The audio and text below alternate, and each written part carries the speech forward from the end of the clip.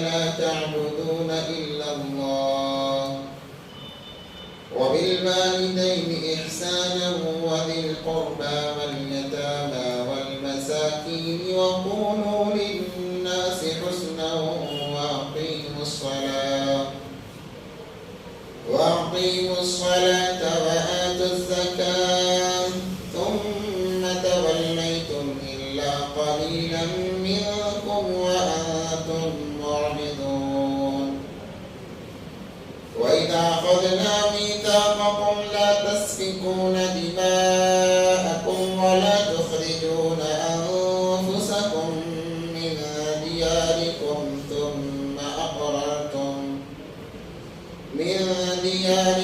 ثم أقررتم وأنتم تشهدون ثم أنتم هؤلاء تقتلون أنفسكم وتخرجون فريقا منكم من ديارهم تظاهرون عليهم بالإثم والعدوان وإن يأتوكم مسارى تفادوهم وهو محرم عليكم إخراجهم أفتؤمنون ببعض الكتاب وتكفرون ببعض فما جزاء من يفعل ذلك منكم إلا خزي في الحياة الدنيا ويوم القيامة يردون إلى أشد العذاب وما الله بغافل عما تعملون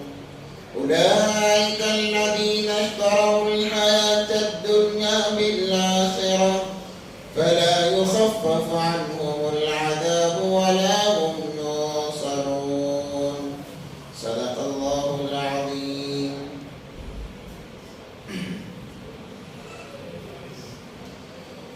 الحمدللہ اللہ تبارک و تعالیٰ کی جو کتاب ہے وہ انسانوں کے لیے بلکہ جس کا تعلق قرآن پاک سے ہو جاتا ہے اس کے لیے ہدایت کا ذریعہ بن جاتی ہے. اسی لیے اللہ تبارک و تعالیٰ نے تمام کی ہدایت کا راز قرآن پاک میں اللہ تبارک و تعالیٰ نے چھپا رکھا ہے. جس کا تعلق قرآن سے ہو جائے گا وہ دنیا میں بھی کامیاب ہوگا اور آخرت کے اندر بھی کامیاب ہوگا اور اس کی کامیابی میں کوئی شک و شبہ نہیں ہے. کبھی ایسا نہیں ہو سکتا کہ انسان قرآن کے مطابق زندگی گزارے اور ناکام ہو جائے. کبھی ایسا ہو نہیں سکتا کہ انسان اپنی زندگی کے ہر لمحے میں قرآن کی ترتیب کو دیکھے, قرآن کیا کہتا ہے اس کو دیکھیں اور وہ گمراہ ہو جائیں. ایسا ہو نہیں سکتا ہے. اللہ تبارک و تعالیٰ نے انسان کے لیے جتنی چیزیں ضروری ہیں ان تمام کو قرآن پاک کے اندر جمع کر دیا ہے. چاہے دنیاوی اعتبار سے سائنس جتنی بھی ترقی کر لیں, اب یہاں تک 5G تک دنیا پہنچی ہے, اب اس سے آگے بڑھ کر جتنی بھی بڑھتی چلی جائے تمام کا راز قرآن پاک کے اندر موجود ہے. اور علماء جب جیسے ضرورت پڑتی جائے گی اس کے مسائل آپ لوگوں کو بتاتے چلے جائیں گے. یہ قرآن کی خاصیت ہے. کبھی ایسا نہیں ہو سکتا کہ دنیا بہت ترقی کر لی, دنیا میں سائنس نے بہت ترقی کر لی, اب اس کا حال تو قرآن میں بھی نہیں ہے, اب کیا کیا جائے. قیامت کے آخری دن تک ایسا ہو نہیں سکتا, بلکہ آخری سانس تک بھی ایسا ہو نہیں سکتا. جو چیزیں آنے والی ہیں نبی پاک صلی اللہ علیہ وسلم نے 1400 سال پہلے وہ تمام چیزیں بتا دی. اب جب لوگوں کے سامنے قرآن کے ذریعے سے اس کی وضاحت کی جاتی ہے تو لوگ پریشان ہوتے ہیں کہ یہ چیز تو قرآن کے اندر ہے. اگر وہ سیرت کا مطالعہ کرتے تو انہیں تعجب کی بات نہ ہوتی, انہیں تعجب نہ ہوتا. انہوں نے سیرت کا مطالعہ نہیں کیا جس کی وجہ سے وہ تعجب کے طور پر پوچھتے ہیں کہ یہ بھی چیز قرآن کے اندر موجود ہے, کہ یہ بھی چیز قرآن کے اندر موجود ہے. عورتوں کی حیض کے بارے میں فقہا نے لکھا ہے کہ عورتوں کو 40 قسم کا خون آتا ہے. اب جب لوگ اس پر تحقیق کرنے لگے تو پریشان ہو گئے کہ کبھی ایسا نہیں ہو سکتا ہے, بلکہ ہر ایک جز قرآن پاک کے اندر اللہ تبارک و تعالیٰ نے شامل کر رکھا ہے. نبی پاک صلی اللہ علیہ وسلم نے پیشن کو یہ فرما دی ہے. اب جس کا دل چاہے دیکھ لے, اطاعت کر لے, مان لے, جس کا دل چاہے گمراہ ہو جائے. اور جو ہدایت پانے کے لیے قرآن کی طرف متوجہ ہوتا ہے وہ کبھی گمراہ نہیں ہو سکتا, وہ ہدایت پا کر رہتا ہے. تو اللہ تبارک و تعالیٰ ایک ایک آیت کے اندر انسان کو کیسے زندگی گزارنا ہے, زندگی کا کیا طرز عمل ہونا چاہیے, ان تمام چیزوں کی اللہ نے وضاحت کر دی ہے. اب مختصر ترجمہ سن لو, اس کے بعد میں انشاءاللہ تشریح کریں گے. وَإِذَا أَخَذْنَا مِيثَاقَ بَنِي إِسْرَائِيلَ لَا تَعْبُدُونَ إِلَّا اللَّهَ. اور یاد کرو اس وقت کو جب اللہ تبارک و تعالیٰ نے بنی اسرائیل سے وعدہ لیا کہ تم اللہ کے علاوہ کسی کی عبادت نہ کرنا. وَبِالْوَالِدَيْنِ إِحْسَانًا, اور والدین کے ساتھ حسن سلوک کرنا. وَذِي الْقُرْبَى, رشتہ داروں کے ساتھ. وَالْيَتَامَى, یتیموں کے ساتھ. وَالْمَسَاكِينِ, مسکینوں کے ساتھ. وَقُولُوا لِلنَّاسِ حُسْنًا, اور لوگوں سے اچھی بات کرنا, بڑی بات کرنا, چنگی بات کرنا. وَأَقِيمُوا الصَّلَاةَ, نماز کو قائم کرنا. وَآتُوا الزَّكَاةَ, زکوٰۃ ادا کرنا. ثُمَّ تَوَلَّيْتُمْ إِلَّا قَلِيلًا مِّنكُمْ, پھر تم پھر گئے مگر چند لوگ. وَأَنْتُمْ مُعْرِضُونَ, ذرا حالانکہ تم پھرنے والے تھے. دیکھو اللہ تبارک و تعالیٰ نے انسان کی زندگی گزارنے کے لیے کہ انسان کیسی زندگی گزارے احکامات قرآن پاک کے اندر نازل فرما دیے. اور طریقہ کی ایک چیز ہوتی ہے, مثال کے طور پر ایک گاڑی ہے. اب ہم نے کہا کہ چلو گاڑی کو اگر چلانا ہے تو پہلے گاڑی آن کی جائے, پھر فرسٹ گیئر ڈالا جائے, پھر سیکنڈ, پھر تھرڈ, ایسے کر کے گاڑی چلا لو. اگر یہ کہہ کے چھوڑ دیں گے تو انسان کبھی گاڑی نہیں چلائے گا. اب اس کو چلانے کے لیے سکھانے والے کا ہونا ضروری ہے. جب تک سکھانے والا ساتھ نہیں رہے گا تو انسان کبھی ساری زندگی گاڑی نہیں چلا سکے گا, کیونکہ پڑھ کر اور سن کر کوئی چیز سیکھی نہیں جاتی. تجربے کے طور پر سامنے کوئی نہ کوئی ہونا چاہیے. مثال آپ لوگ کہیں گے کہ ہم پڑھ کر بہت ساری چیزیں سیکھ جاتے ہیں. وہ کیسے؟ پڑھانے والا آپ کے سامنے موجود ہے, وہ پڑھ چکا ہے, وہ اپنا تجربہ آپ کو بتا رہا ہے. آپ جو سیکھ رہے ہیں اس کے تجربے کو دیکھ کر سیکھ رہے ہیں. تو تمام چیزیں تو قرآن کے اندر آ گئی. اب اللہ تبارک و تعالیٰ نے اسے عملی جامہ پہنانے کے لیے نبی پاک صلی اللہ علیہ وسلم کو دنیا میں بھیجا.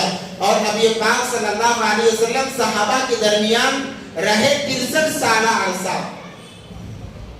نبوت ملنے کے بعد 23 سالہ عرصہ. کیونکہ نبی پاک صلی اللہ علیہ وسلم کی زندگی کا ہر لمحہ انسان کے لیے سبق آموز ہے. تو 63 سالہ عرصہ اللہ کے نبی پاک صلی اللہ علیہ وسلم صحابہ میں رہے ہیں اور عمل کر کے بتایا ہے, تاکہ یہ نہ کوئی نہ کہے کہ یہ تو بہت مشکل کام ہے, 5 وقت کی نماز پڑھنا بہت مشکل کام ہے, تو نبی نے کر کے بتایا. روزے رکھنا بہت مشکل کام ہے, نبی نے رکھ کے بتائے ہیں. زکات دینا, صدقہ خیرات کرنا مشکل کام ہے, نبی نے کر کے بتایا. جب نبی پاک صلی اللہ علیہ وسلم نے کوئی عمل کیا تو صحابہ کو وہ عمل کرنے کے لیے مشقت نہیں ہوتی تھی, وہ بالکل بڑے مزے سے کر لیتے تھے. تو ترتیب کے لیے, بتانے کے لیے اللہ تبارک و تعالیٰ نے نبی پاک صلی اللہ علیہ وسلم کو بھیجا. اور نبی پاک صلی اللہ علیہ وسلم نے زندگی کا ہر حصہ جی کر بتایا ہے. بچپنا بھی گزرا ہے, جوانی بھی گزری ہے, شادی شدہ زندگی بھی گزری ہے, بچوں والی زندگی بھی گزری ہے, بڑھاپا بھی گزرا ہے. نبی پاک صلی اللہ علیہ وسلم کبھی بیٹے بھی بنے ہیں تو ایسے وفادار بیٹے بنے کہ مثال دی جائے گی. بھائی بنے, بہن کے ایسے بہترین بھائی بنے کہ کیا بیان کیا جائے. حلیمہ سعدیہ کی ایک بیٹی تھی حضرت سیما, دور شریک بھائی تھے. کیونکہ نبی پاک صلی اللہ علیہ وسلم جب فتوحات کا سلسلہ چلا تو جس جگہ حضرت سیما کی شادی ہوئی تھی وہ شوہر بھی قیدی بن کے آ گئے. کیونکہ رواج تھا کہ جس جگہ لڑائی ہوتی وہاں پر جو مال ہوتا وہ غنیمت کا ہو جاتا, جو مرد ہوتے وہ غلام, جو عورتیں ہوتے وہ باندیاں. اکثر وہ بیشتر عورتوں کو چھوڑ دیا جاتا, رہا کر دیا جاتا. تو ان کے شوہر بھی گرفتار ہو کر آ گئے. جب آئے لوگوں میں چرچا ہوئی کہ ان کے شوہر بھی چلے گئے ہیں، تو انہوں نے پوچھا کس کے ساتھ لڑائی ہوئی؟ فلاں کے ساتھ میں۔ اچھا چلو میں چلتی ہوں وہاں پر، اپنے شوہر کو چھڑانے کے لیے یہ فدیہ لے کر گئی ہیں اور جا کر پتا کیا کہ تمہارا سردار کون ہے، کیونکہ تعلقات بچپن میں 4 یا 5 سال کی عمر میں الگ ہو گئے، وہ بچپنا تھا، اب یہ جوانی بلکہ بڑھاپے کی عمر کے قریب ہیں، تعلقات کوئی باقی نہیں تھے، کیونکہ پہلے زمانے میں موبائل کا تو کوئی رواج نہیں، چلو موبائل سے بات چیت ہو رہی تھی، ایسا تو کوئی معاملہ نہیں تھا۔ تو جب پتا چلا کہ صحابہ کے سردار حضرت محمد مصطفیٰ صلی اللہ علیہ وسلم جب محمد نام سنا تو کہنے لگے وہ تو میرا بھائی ہے، چلو مجھے لے چلو ان کے پاس میں۔ صحابہ کترانے لگے، کیا پتا یہ عورت کیسی ہوگی، یا ہو سکتا ہے ظلم کرنے کے لیے آئی ہوگی، مارنے کے لیے آئی ہوگی، چھوڑنے کے لیے تیار نہیں تھے، مگر اصرار جب زیادہ بڑھنے لگا، آپ خبر تو پہنچاؤ، کہو گے کوئی تمہاری بہن آپ سے ملنے آئی ہے۔ نبی پاک صلی اللہ علیہ وسلم اپنے دولے قدے پر تشریف فرما تھے، بیٹھے ہوئے تھے، صحابہ سامنے موجود تھے، جب بتایا گیا کہ کوئی بہن کہہ رہی ہے کہ وہ آپ کی بہن ہے، کیونکہ تمام صحابہ کو معلوم نبی پاک صلی اللہ علیہ وسلم کی کوئی بہن نہیں تھی، اب یہ بچپن کا واقعہ ہے، دور شریف بھی بہن ہوتی ہے، انہیں معلوم نہیں تھا شاید، کیونکہ نبی پاک صلی اللہ علیہ وسلم نے کبھی اظہار بھی نہیں کیا تھا نا۔ تو رشتہ داری یہاں پر 2 چیزیں ہمارے سامنے آتی ہیں، ایک تو دودھ پینے کی وجہ سے جو رشتہ بنا وہ رشتہ، اور دوسرا بھائی بہن کا جو رشتہ تعلق ہوتا ہے اس کو بتانا چاہ رہے ہیں۔ تو دوبارہ کہا کہ میری تو کوئی بہن نہیں ہے، تو وہ کہنے لگے صحابہ وہ علامتیں بتا رہی ہیں۔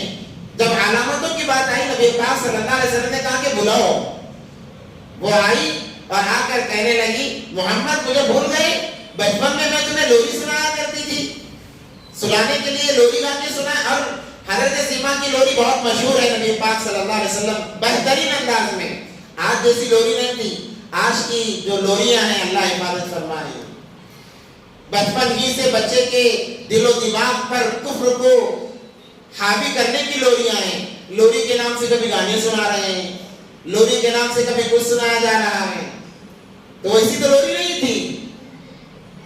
حضرت سیما کی لوری ایسی ہوتی، اے اللہ تو نے کیسا پیارا مجھے بھائی دیا ہے جو آگے چل کر 2 جہاں پر حکومت کرے گا، یہ عربی انداز میں بہت پیارا لگتا ہے۔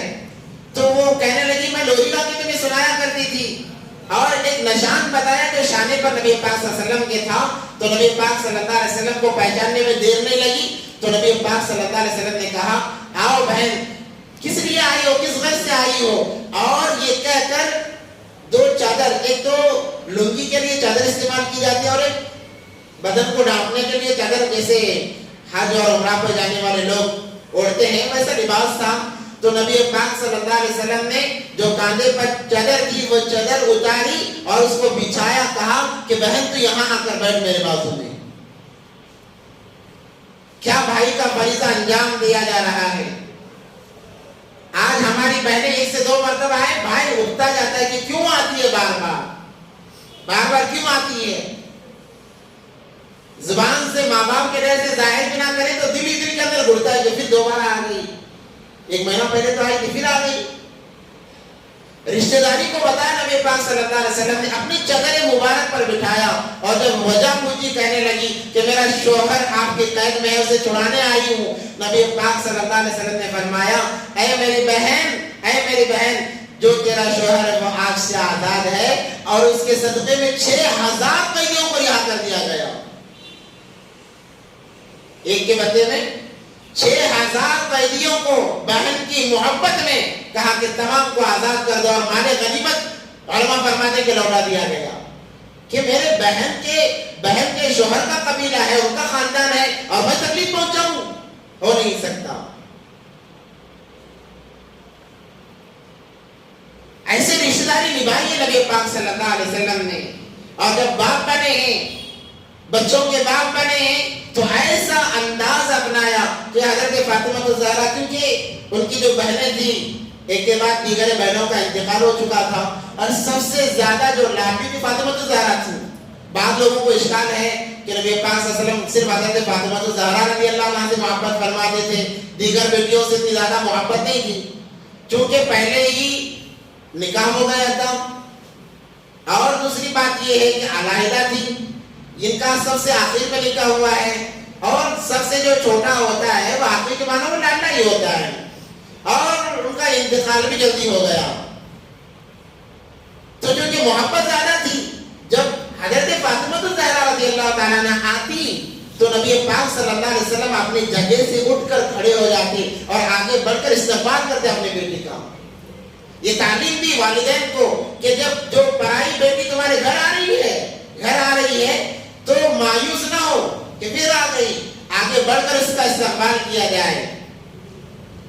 اور جب وہ کسی وجہ سے بیوہ بن کر آ رہی ہے تو ماں باپ زندہ ہے، ماں باپ خرچہ اٹھائیں۔ نبی پاک صلی اللہ علیہ وسلم فرماتے ہیں تمہارا ایک ایک لقمہ تمہارے لیے جنت میں درجات کے بلند ہونے کا سبب بنے گا۔ ماں باپ نہیں، بھائی خرچہ اٹھا رہا ہے تو اس کے خرچے کا ایک ایک لقمہ اس کے لیے درجات کے بلندی کا ذریعہ بنے گا۔ یہ بات اور ہے کہ بیوہ اگر آ رہی ہے، طلاق شدہ آ رہی ہے تو اس کے نکاح کا انتظام کیا جائے، یہ بات اور ہے، مگر جب تک وہ رہے گی اس کا خرچہ اٹھانا۔ اللہ کو اتنا پیار آتا ہے، اتنا پیار آتا ہے کہ اللہ تبارک و تعالیٰ ایسے تمہاری روزی کا انتظام فرمائیں گے کہ وہم کو گمان میں بھی نہیں ہوگا، کیونکہ نبی پاک صلی اللہ علیہ وسلم کی حدیث، مشہور حدیث ہے کہ اللہ تبارک و تعالیٰ جو ہمیں روزی دیتے ہیں وہ ہمارے کمزوروں کی وجہ سے دیتے ہیں۔ کمزوروں سے مراد عورتیں، بچے، بوڑھے ماں باپ۔ ہم یہ نہ سوچیں کہ میں 1 لاکھ روپے کماتا ہوں اس لیے اتنی ہائی فائی کی، اتنی لگژری زندگی جی رہا ہوں۔ یہ جو لگژری زندگی جو ہمیں ملی ہے وہ ہمارے گھر کے عورتوں، بچوں اور بڑے ماں باپ کی وجہ سے ہے۔ آپ اندازہ لگا کے دیکھیں، کسی کے گھر سے بڑے ماں باپ کا انتقال ہو گیا، فوری طور پر اس پر حالات آئیں گے، کیونکہ اچانک جو اللہ کی جو رحمت متوجہ تھی وہ بند ہو جائے گی، تو فوری طور پر حالات آئیں گے۔ تو جب باپ بنے ہیں تو بیٹیوں کے حقوق کیسے ادا کیے جاتے ہیں وہ بتایا، بہن کے بھائی بنے ہیں تو بہن ان کے ساتھ کیا معاملات کیے جاتے ہیں اس کو کر کے بتایا، دوست کے حقوق کو ادا کر کے بتائے۔ یہ عملی طریقے تھے نبی پاک صلی اللہ علیہ وسلم کے، اس سے ہمیں تعلیم دی گئی، سمجھایا گیا کہ جب ہم بھی کسی کے بیٹے بنے تو کیسے بن سکتے ہیں، ہم اپنے بیٹے ہونے کا فریضہ کیسے انجام دیں، اپنے بھائی ہونے کا فریضہ کیسے انجام دیں، اپنے باپ ہونے کا فریضہ کیسے انجام دیں، پڑوسی ہونے کا کیسے انجام دیں۔ اس آیت میں، ان آیتوں میں وہی تذکرہ ہو رہا ہے۔ سب سے پہلے بنی اسرائیل کو یہاں پر مخاطب کیا ہے کہ بنی اسرائیل پر اللہ کی اتنی نعمتیں تھی، اتنی نعمتیں تھی، ان گنت نعمتیں اللہ تبارک و تعالیٰ نے بنی اسرائیل کو عطا فرمائی۔ اسی لیے شروع سے احسان فراموشی کا تذکرہ کیا جا رہا ہے۔ اللہ احسان کرتے رہے، یہ بنی اسرائیل کی قوم احسان فراموشی کرتی رہی، دغا بازی کرتی رہی، تو انہی کا تذکرہ ابھی کافی دور تک چلے گا، تقریباً اور 2 رکوع تک چلے گا، اس کے بعد میں ان کا تذکرہ ختم ہوگا، پھر وقتاً فوقتاً وہ تذکرہ آتا جائے گا۔ تو اللہ تبارک و تعالیٰ نے بنی اسرائیل سے وعدہ لیا تھا کہ اللہ کے علاوہ کسی کی عبادت نہیں کرنا۔ صرف اسی قوم کے اندر، اسی امت کے اندر یہ چیز نہیں ہے کہ ایک اللہ کو ماننا۔ پہلے جتنے بھی انبیاء آئے تمام نے ایک کی دعوت دی، وہ ایک اللہ کی طرف بلایا۔ اب دیکھو وہی تذکرہ ہے، لا تعبدون الا اللہ، اللہ کے علاوہ کسی کی عبادت نہیں کرنا۔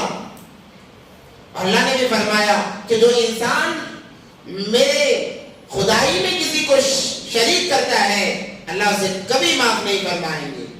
قرآن میں ہے ان اللہ لا یغفر ان یشرک بہ ویغفر ما دون ذلک لمن یشاء۔ اللہ فرمائیں کہ شرک کے علاوہ جو بھی گناہ کر کے آئے گا ہو سکتا ہے میں معاف کر دوں، یہ ضروری نہیں کہ اللہ معافی فرما دیں گے۔ اب بعض لوگوں ایک عجیب مزاج ہوتا ہے کہ چلو مولوی صاحب نے فرما دیا شرک کے علاوہ ہر گناہ معاف ہوتے ہیں، چلو اب زنا بھی کریں گے، چرس گانجا بھی پیئیں گے۔ یہ ایسا معاملہ نہیں ہے۔ اللہ فرماتا ہے چاہوں گا تو معاف کر دوں گا، مگر شرک ایک ایسا گناہ ہے کہ اللہ کہتے ہیں کہ ہرگز معافی نہیں ہے، ہرگز معافی نہیں ہے۔ اور خود انسان کی یہ فطرت ہے، انسان کی یہ فطرت ہے کہ انسان اپنے شہیدوں کے ساتھ کسی کو شریک نہیں کرتا۔ مثال کے طور پر ایک انسان کی بیوی ہے، بیوی بڑے میاں بیوی بڑی محبت سے باتیں کر رہے تھے، باتیں کرتے کرتے بیوی نے کہا آپ بھی میرے شوہر ہیں۔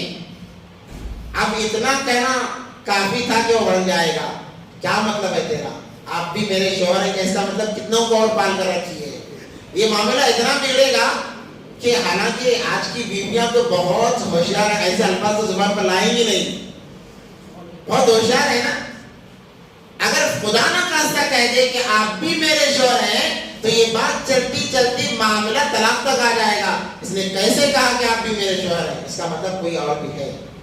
وہ کہتی رہے بھائی کوئی نہیں ہے، میرے زبان سے نکل گیا، غلطی ہو گئی. وہ کہے گا کہ غلطی کیسے ہو سکتی ہے، کیسے ہو سکتی ہے؟ انسان کی فطرت میں ہے کہ انسان اپنے بیوی کو کسی اور کے ساتھ شریک نہیں کر سکتا. اسی لیے اللہ نے انسان کی اس حیا کو مد نظر رکھ کر مرد کے لیے تو کہا کہ تم اور بیویاں کر سکتے ہو، عورت کے لیے حکم نہیں ہے، تمہیں ایک شوہر پر اتفاق کرنا پڑے گا. ایک شوہر کے ہوتے ہوئے دوسرا شوہر نہیں کر سکتی عورت، کیونکہ مرد کے اندر وہ حیا کا وہ مادہ ہے. انسان گوارا نہیں کرے گا کہ میری بیوی کسی اور کے ساتھ میں بھی رہے. اور مردوں کے لیے تو ہے کہ وہ ایک کے ساتھ اور بھی رکھ سکتا ہے، چاہ کر رہ سکتا ہے اس کے مالی اور قوتی اعتبار سے، مگر عورتوں کے لیے ایک جب شوہر ہے تو دوسرے کی اجازت نہیں ہے. اور ایک مسئلہ بھی سمجھنے ساتھ ساتھ میں، اگر کوئی عورت اپنے شوہر کو چھوڑ دیتی ہے، وہ شوہر اسے طلاق نہیں دیتا، تو ساری زندگی اسی کی بیوی شمار کی جائے گی. چاہے وہ 1000 شوہر اس کے پاس چلی جائے نکاح کر لے، اس کا نکاح بھی نہیں ہوگا جب تک شوہر اسے اپنی زندگی سے طلاق کے ذریعے سے یا خلا کے ذریعے سے علیحدہ نہ کر لے. تو جب ایک مرد شرکت کو برداشت نہیں کر رہا ہے تو اللہ شرکت کو کیسے برداشت کریں گے؟ اللہ تو انسانوں سے زیادہ حیا والے ہیں. مرد کیوں شرکت کو برداشت نہیں کرتا؟ دیکھو کما رہا ہے مرد، لا کر کھلا رہا ہے، پلا رہا ہے، اسے خوش رکھ رہا ہے، ہر چیز ہر ذمہ داری مرد اپنا رہا ہے. جب مرد اتنا سب کچھ کر رہا ہے تو کیسے شرکت کو برداشت کرے گا؟ ویسے ہی اللہ شرکت کو کیسے برداشت کریں گے؟ حالانکہ اللہ نے اسے خود پیدا کیا، اس کی محبت ماں باپ کے دلوں میں ڈالی جس کی وجہ سے انہوں نے پرورش کی، لوگوں کے دلوں میں ڈالی جس کی وجہ سے لوگ اس کے قریب ہوئے، اور جسے نکاح کر رہا ہے اس کے دل میں محبت ڈالی جس کی وجہ سے اس کے ہمسفر بنی ہے. اتنا جب اللہ نے ہمارے لیے کیا ہے تو وہ اللہ اپنے ساتھ کسی کو شریک کیسے پسند کریں گے، شرکت کیسے پسند کریں گے؟ اور یہ ایسا قبیح گناہ ہے، ایسا خطرناک گناہ ہے، ایسا خطرناک گناہ ہے کہ اللہ فرماتے ہیں کہ میں اس چیز کو کبھی معاف نہیں کروں گا. جو انسان شریک کرتا ہے، شرک کرتا ہے، کہتا ہے کہ اللہ تو ہے ہی، اللہ کا انکار بھی نہیں کرتا. مشرک اللہ کا انکار صرف اللہ کے انکار کرنے والے کو نہیں بلکہ اللہ کو تو مانتا ہے، کہتا ہے کہ فلاں بابا کے پاس جائیں گے تو بچہ ہوگا، فلاں اللہ تو کرنے والے ہیں نہیں مگر فلاں کے ذریعے سے ہمارا کام ہوگا، فلاں کے ذریعے سے ہمارا کام ہوگا. یہ بھی شرکت میں شمار ہے. اللہ کبھی معاف نہیں فرمائیں گے. تو اللہ نے فرمایا لا تعبدون الا اللہ، اللہ کے علاوہ کسی کی عبادت نہ کرو. وبالوالدین احسانا، جہاں اللہ کا معاملہ اللہ لیتے ہیں اسی کے فوراً بعد کہتے ہیں ماں باپ تمہارے لیے مقدم ہے. اللہ اس کے رسول کے بعد دنیا میں کسی کا اگر مقام و مرتبہ ہے تو والدین کا ہے، والدین کا مرتبہ ہے. ہر جگہ اللہ جہاں اپنی اطاعت کی بات لاتے ہیں وہاں یا اس کے ذرہ بعد میں عمومی طور پر اللہ والدین کا تذکرہ کرتے ہیں. تو آپ اندازہ لگائیں کہ والدین کا مقام کتنا بڑا ہے. ہمیں اس کا اندازہ نہیں ہے، ماں باپ کے مقام کا ہمیں اندازہ نہیں ہے. میں نے گزشتہ ہفتے بھی کہا تھا کہ لوگ ہزاروں لاکھوں روپے خرچ کر کے مکہ المکرمہ جاتے ہیں، بیت اللہ جاتے ہیں. ایک انسان صبح اٹھ کر اپنے ماں باپ کو مسکرا کر دیکھ لیتا ہے، حج اور عمرے کا مقبول حج اور عمرے کا ثواب ملتا ہے، صرف مسکرا کر دیتا ہے. اور یہ ایسی نعمتیں ہیں نا کہ انسان کو اس کے غیر موجودگی میں اس کا احساس ہوتا ہے. بعض کتابوں میں ہے موسیٰ علیہ السلام کوہ طور پر جاتے تھے اللہ سے بات کرنے کے لیے. جب موسیٰ علیہ السلام کی والدہ کا انتقال ہوا ہے تو جب وہ اللہ سے بات کرنے جانے لگے اللہ نے خود کہا ہے، کتابوں میں لکھا ہوا ہے کہ اے موسیٰ اب سنبھل کر آنا، کیونکہ جو تیری حفاظت کرنے والی ماں کی دعائیں تھی اب وہ نہیں ہیں. جو حفاظت کرنے والی ماں کی دعائیں تمہارے پیچھے تھی اب وہ نہیں، اب سنبھل کر آنا. کس سے کہا جا رہا ہے؟ موسیٰ کلیم اللہ سے، نبی سے کہا جا رہا ہے کہ تمہاری بھی حفاظت تمہاری ماں کی دعاؤں کے ذریعے سے ہو رہی تھی. اب ہم اندازہ لگائیں لوگ پریشانی میں عاملوں کے پاس جاتے ہیں کہ دعا کرو دعا کرو. علماء کے پاس جانا چاہیے, علماء کے پاس. عاملوں کے پاس اللہ کے لیے نہ جاؤ, وہ تو لٹیرے ہیں, بس لوٹیں گے آپ کو. ہر چیز کا حل قرآن مجید میں ہے. اگر آپ عاملوں کے پاس جاؤ گے, وہ آپ کا مال اتنا ہی نہیں بلکہ آپ کا لباس بھی اتار لیں گے, اور انہیں کچھ فرق پڑنے والا نہیں ہے, کیونکہ وہ مالدار بننے کے لیے بیٹھے. ہاں اللہ ماشاء اللہ چند ہیں مخلص جو خلق خدا کے لیے بیٹھے ہوئے ہیں, بہت کم ہیں. گویا کہ چراغ لے کر ڈھونڈنا پڑے گا آپ کو کون مخلص ہے کون مخلص ہے. علماء سے دعا کرانی چاہیے, مگر ایک ماں باپ کی دعا 1000 علماء کی دعاؤں پر بھاری ہوتی ہے. ماں باپ کی دعا ایک دعا 1000 علماء کی دعاؤں پر بھاری ہوتی ہے. اب جب یہاں خزانہ ہے, یہاں پر خزانہ ہے, تو ہم سکوں کو کہاں ڈھونڈنے جائیں؟ خزانے کے مقام میں باقی تو تمام سکے ہیں, تو یہاں پر خزانہ ہے. لوگوں کا احساس نہیں ہے, ماں کو جھڑک دیتے ہیں, باپ کو جھڑک دیتے ہیں, خدا را بہت بڑا نقصان اٹھاتے ہیں, بہت بڑا نقصان اٹھاتے ہیں. نبی پاک صلی اللہ علیہ وسلم نے فرمایا اللہ اور میرے بعد میں اگر کسی کا مقام ہے تو وہ صرف ماں باپ کا ہے, ماں باپ کا ہے. اسی لیے تو کہا الجنت تحت اقدام الامہات, کہ ماں کے قدموں تلے بچوں اولاد کی جنت چھپی ہوئی ہے. ایک انسان نمازیں پڑھ رہا ہے, ہر کچھ کر رہا ہے, ماں باپ کا نافرمان ہے, جنت میں نہیں جائے گا, نہیں جائے گا جنت میں. وہ سوچتا رہے گا کہ میں نمازیں پڑھ رہا ہوں, زکات دے رہا ہوں, حج کر رہا ہوں, میں تو جنت میں ضرور جاؤں گا. ارے تم نے اپنی ہاتھوں سے اپنی جنت کو برباد کر لیا, اب کہاں جنت تلاش کر رہے ہو؟ الوالد اوسط من ابواب الجنہ, اور باپ جو ہے جنت کے 8 دروازے ہیں, 8 دروازوں میں بیچ کا جو مین دروازہ ہوتا ہے نا, وہ دروازہ ہے. وبالوالدین احسانا, والدین کے ساتھ احسان کا معاملہ کرو. میں ہمیشہ 2 چیزوں پر بہت زیادہ زور دیتا ہوں, ایک تو والدین کی اطاعت پر, دوسرا علماء کی قدردانی پر. یہ تو ایسی ہستیاں ہیں, آپ نے ان کو راضی کر لیا, بس سمجھ لو آپ کی دنیا ویسے ہی بن جائے گی, آخرت تو بنی جائے گی. اللہ ہم تمام کو عمل کی توفیق عطا فرمائے. بڑے عجیب لوگ ہیں, ہدایت کو چھوڑ کر گمراہی خرید رہے ہیں. والدین کی رضا میں ہدایت ہے, اور یہ لوگ دوسری چیزوں میں پڑھ کر گمراہی خرید رہے ہیں. وبالوالدین احسانا وذی القربى, اور رشتہ داروں کے ساتھ اس نے سلوک کا معاملہ کیا جائے. رشتہ داروں کا بہت بڑا دخل ہے ہماری زندگی میں. دیکھو شریعت کے اندر 75% 75% یہ معاملات اور معاشرت کا معاملہ اللہ نے شریعت میں رکھا ہے. صرف 25 یا 30% عبادات ہیں, 25 یا 30% عبادات ہیں. اس کا مطلب یہ نہیں کہ عبادات اگر چھوڑ دیں تو انسان کامیاب ہوگا, ایسا نہیں ہے, بلکہ معاملات کا مقام, معاملات کا جو دین ہے وہ بہت زیادہ ہے. عبادات کا دن مختصر ہے, عبادات کا جو دین ہے مختصر ہے, معاملات کا دن بہت بڑا ہے. ایک انسان اچھا اعمال کر کے گیا, مگر اس کے رشتہ دار اس سے راضی نہیں تھے, پڑوسی اس کے راضی نہیں تھے. نبی پاک صلی اللہ علیہ وسلم نے فرمایا اللہ نے پڑوسی کے بارے میں اتنا مجھے ڈرایا کہ مجھے اندیشہ ہونے لگا کہیں میراث کے اندر پڑوسیوں کا بھی حصہ نہ ہو جائے. کتاب الشفا ہے, فقہاء اکرام جو مسائل کی ایک کتاب ہے, اس میں لکھا ہوا ہے اگر آپ کو اپنا گھر بیچنا ہے تو آپ اپنے پڑوس والے کو پوچھے بغیر نہیں بیچ سکتے. اب اندازہ لگاؤ کیوں؟ آپ نے گھر بیچ دیا, کوئی ایرا گہرا اس کو خرید لیتا ہے, اب لینے کے بعد اڑوس پڑوس والوں کو تکلیف دیتا ہے تو آپ کو گناہ ہوگا. اس لیے آپ پہلے پڑوسیوں کو پوچھو کہ میں اپنا گھر بیچ رہا ہوں, کیا آپ لینے کے لیے تیار ہیں؟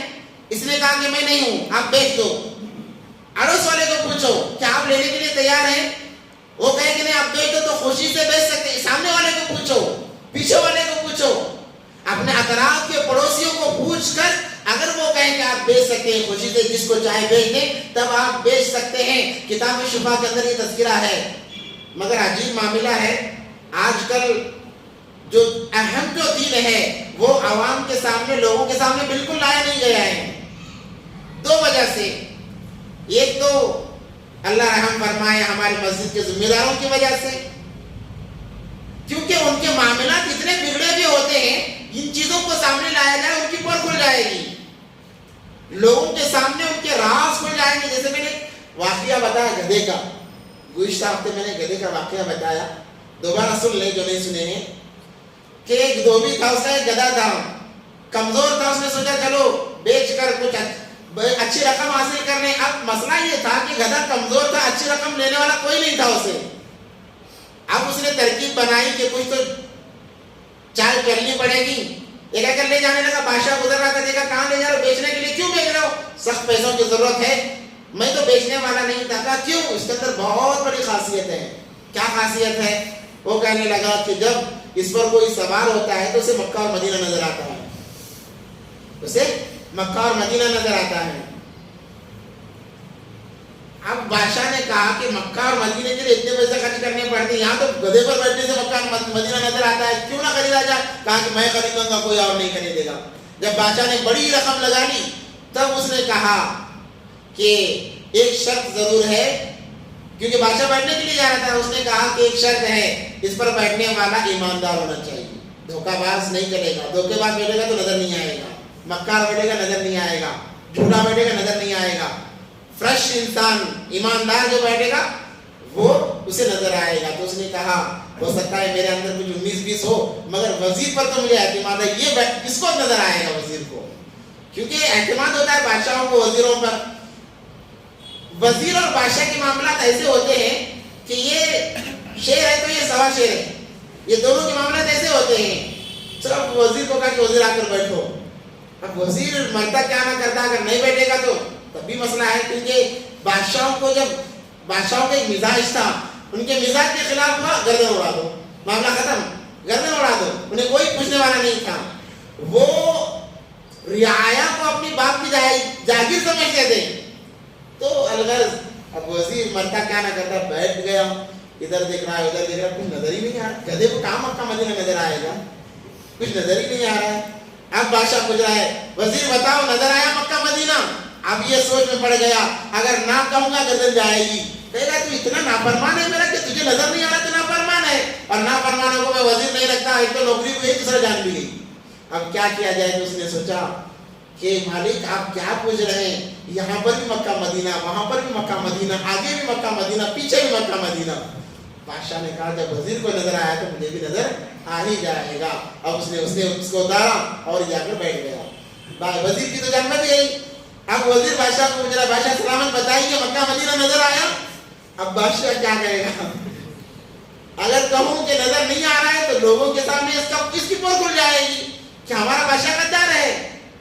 اب یہ اپنے آپ کی عزت بچانے کے لیے کہہ رہا ہے کہ واقعی مکہ مدینہ نظر آ رہا ہے۔ تو ایسا ہے، دو وجہ سے باتیں نہیں آتی ہیں، ایک تو جو مساجد کے ذمہ دار ہوتے سبھی نہیں، اس میں سے ہیں اچھے بھی الحمدللہ، ورنہ پھر کہیں کل مجھے ہی کال نہ جائے۔ اللہم احفظنا، اللہم احفظنا۔ اچھے بھی ہیں کہ اگر وہ باتیں لائی جائیں گی تو ان کی پور کھل جائے گی، جس کی وجہ سے لوگوں کا اعتبار ان سے اٹھ جائے گا۔ اس لیے بیچارے خطیب بیچارے کہیں گے اب کیا کہیں گے، وہ اپنی زبان کو خاموش رکھتے ہیں۔ اور دوسرا یہ ہماری عوام ماشاءاللہ ایک تو ہفتے میں ایک مرتبہ مشکل سے آتی ہے، وہ بھی 10-15 منٹ کا وقت لے کر آتی ہے۔ اگر اس 10-15 منٹ کے وقفے کے اندر ان کے مزاج کے خلاف اگر بات آئی تو اس صدر کو بھڑکائیں گے کہ تمہارے بھنیوں صاحب نے آج ایسا بیان کیا، ایسا بولا، ویسا بولا۔ اب معاملہ ختم ہے، ان کی روزی کے مسئلے ہیں، اب بیچارے کیا کریں گے، جس کی وجہ سے یہ دین چھپتا جا رہا ہے۔ مگر بہت ڈرنا چاہیے ان خطیبوں کو بھی، بہت ڈرنا چاہیے۔ حضرت ابو ہریرہ رضی اللہ تعالیٰ عنہ، نبی پاک صلی اللہ علیہ وسلم نے فرمایا جو اخلاص سے لا الہ الا اللہ پڑھتا ہے دخل الجنہ، وہ جنت میں داخل ہو جائے گا۔ تو ابو ہریرہ نے کہا اللہ کے نبی کیا اس بات کو سب کو عام کر دو، بتا دو؟ تو نبی نے کہا کہ ہاں بتا دو، ضرور بتا دو۔ تو ابو ہریرہ رضی اللہ عنہ نے کہا اللہ کے نبی لوگ میرا یقین کیسے کریں گے؟ تو اللہ کے نبی پاک صلی اللہ علیہ وسلم نے اپنی جوتی مبارک نکال کر دیے کہ یہ پہن کر جاؤ, بتاؤ کہ نبی نے مجھے یہ کہنے کے لیے جوتی دے کر بھیجے, آپ نے چپل دے کر بھیجے. جب لوگ اعتبار کریں گے, لے کر نکلے, دوڑتے ہوئے آنے لگے, دوڑتے ہوئے آنے لگے. بیچ میں عمر ملے, پوچھا ابو ہریرہ کہاں جا رہے ہو؟ کہا کہ یہ حدیث میں نے سنی ہے, بتانے جا رہا ہوں. عمر کو غصہ ہے, ایک لافہ مارا, کہا کہ جاؤ واپس جاؤ. تو حضرت ابو ہریرہ روتے ہوئے آئے, کہنے لگے عمر نے تو مجھے مار کر بھگا دیا ہے. عمر بھی آ گئے رضی اللہ تعالیٰ عنہ قربان جائیں, کہنے لگے اللہ کے نبی یہ کیا کرنے جا رہے تھے؟ کہا کہ بتانے جا رہے تھے اللہ کے نبی, اگر لوگوں کو بتا دیا جائے کہ یہ پڑھنے پر لوگ جنت میں داخل ہو جائیں گے, تمام لوگ اس پر عمل کر کے بیٹھ جائیں گے, نماز نہیں پڑھیں گے, کوئی اور دوسرا کام ہی نہیں کریں گے. مگر قربان جائیں حضرت ابو ہریرہ رضی اللہ تعالیٰ عنہ جب ان کے وفات کا وقت آیا تو اس حدیث کو بیان کیا ہے. کہا کہ اگر میں بیان نہ کروں اور مر جاؤں, اللہ مجھے پوچھ لے میرے حبیب کی بات کو تم نے آگے کیوں نہیں بڑھایا, تو میں کیا جواب دوں گا؟ ان باتوں کو بھی عام کر دیا ہے. تو یہ ایسی باتیں ہیں جس کی وجہ سے امت بہت گمراہی کی طرف جا رہی ہے. خصوصاً جو تاجروں کا طبقہ ہے وہ دین سے جانے انجانے میں دور ہوتا چلا جا رہا ہے, کیونکہ تجارت کا علم ان کے پاس نہیں ہے اور بتانے والا کوئی ہے نہیں. اگر کوئی ہمت کر کے بتانے کے لیے کھڑا بھی ہو جائے گا تو اسے جگہ بدلنی پڑے گی, بار بار کیا کرنی پڑے گی, اسے جگہ بدلنی پڑے گی, لوگ ٹکنے نہیں دیں گے اسے. ہمارے پور پھوڑا ہے, بھگا اسے آگے نکال دو, بس نکال دو. تو یہ معاملات ہوتے ہیں. تو معاملات کا اتنا بڑا دخل ہے, یہ علم ہمارے پاس نہیں, اس لیے کہتے ہیں علماء سے تعلق رکھو اور اپنی تجارتوں کے علوم ان سے سیکھو. آپ جس فیلڈ میں ہو اس فیلڈ کا علم ان سے سیکھو. آج ہم دیکھو فیملی ڈاکٹر بنا لیے, فیملی انجینئر بنا لیے, فیملی ٹیچر بنا لیے, یہاں تک کہ ہم جہاں سودا خریدتے ہیں اس کو بھی ہم نے فیملی ممبر شمار کر لیا. مگر دین کے معاملے میں ہم نے اپنی فیملی کا کوئی عالم نہیں بنایا, تاکہ ہمارے جو چھوٹے موٹے جو راز کی جو باتیں ہیں ان سے ہم مسائل پوچھ کر حل کر سکیں. کہتے ہیں کہ ان سے کیا پوچھنا ہے, اگر کوئی باجی پڑھانے نورانی قاعدہ پڑھانے ان سے پوچھ لیں گے, وہ باجی اپنی عزت رکھنے کے لیے کچھ بھی بک دے گی, جس کی وجہ سے گمراہی اتنی عام ہوتی چلی جا رہی ہے. یہ قرب قیامت کی علامت ہے کہ قیامت کے قریب لوگ جہلا سے, جاہلوں سے مسائل پوچھیں گے اور وہ اپنی عزت رکھنے کے لیے بے تجھے مسائل کو بتا دیں گے. اب معاملہ بیڑا غرق نہیں ہوگا تو اور کیا ہوگا. تو ہمارے دین کا بیڑا اسی طریقے سے غرق ہوتا چلا جا رہا ہے. تو پڑوسیوں کے حقوق بہت زیادہ ہیں. ایک انسان جنت میں جانے والا ہوگا, پڑوسی جنت کا فیصلہ کرنے کے لیے علماء نے لکھا ہے کہ پڑوسی کی گواہی ضروری ہوگی. اللہ پڑوسی کو پوچھیں گے تمہارے ساتھ معاملات کیسے تھے, اچھے تھے یا برے تھے. اگر آج کے پڑوسیوں کو پوچھ لیا جائے تو ہو سکتا ہے کہ جنت میں کوئی جائے گا ہی نہیں. کیا یہاں تک کہ پڑوس میں کوئی مر گیا ہے ہمیں پتا نہیں ہوتا ہے, ہمیں فون آتا ہے, ہم نے ٹی وی پہ دیکھا تمہارے گھر کے بازو کچھ چل رہا ہے, اچھا میرے گھر کے بازو کچھ چل رہا ہے, مجھے معلوم نہیں ہے, باہر آ کر دیکھ, اب جا کے دیکھ رہا ہے.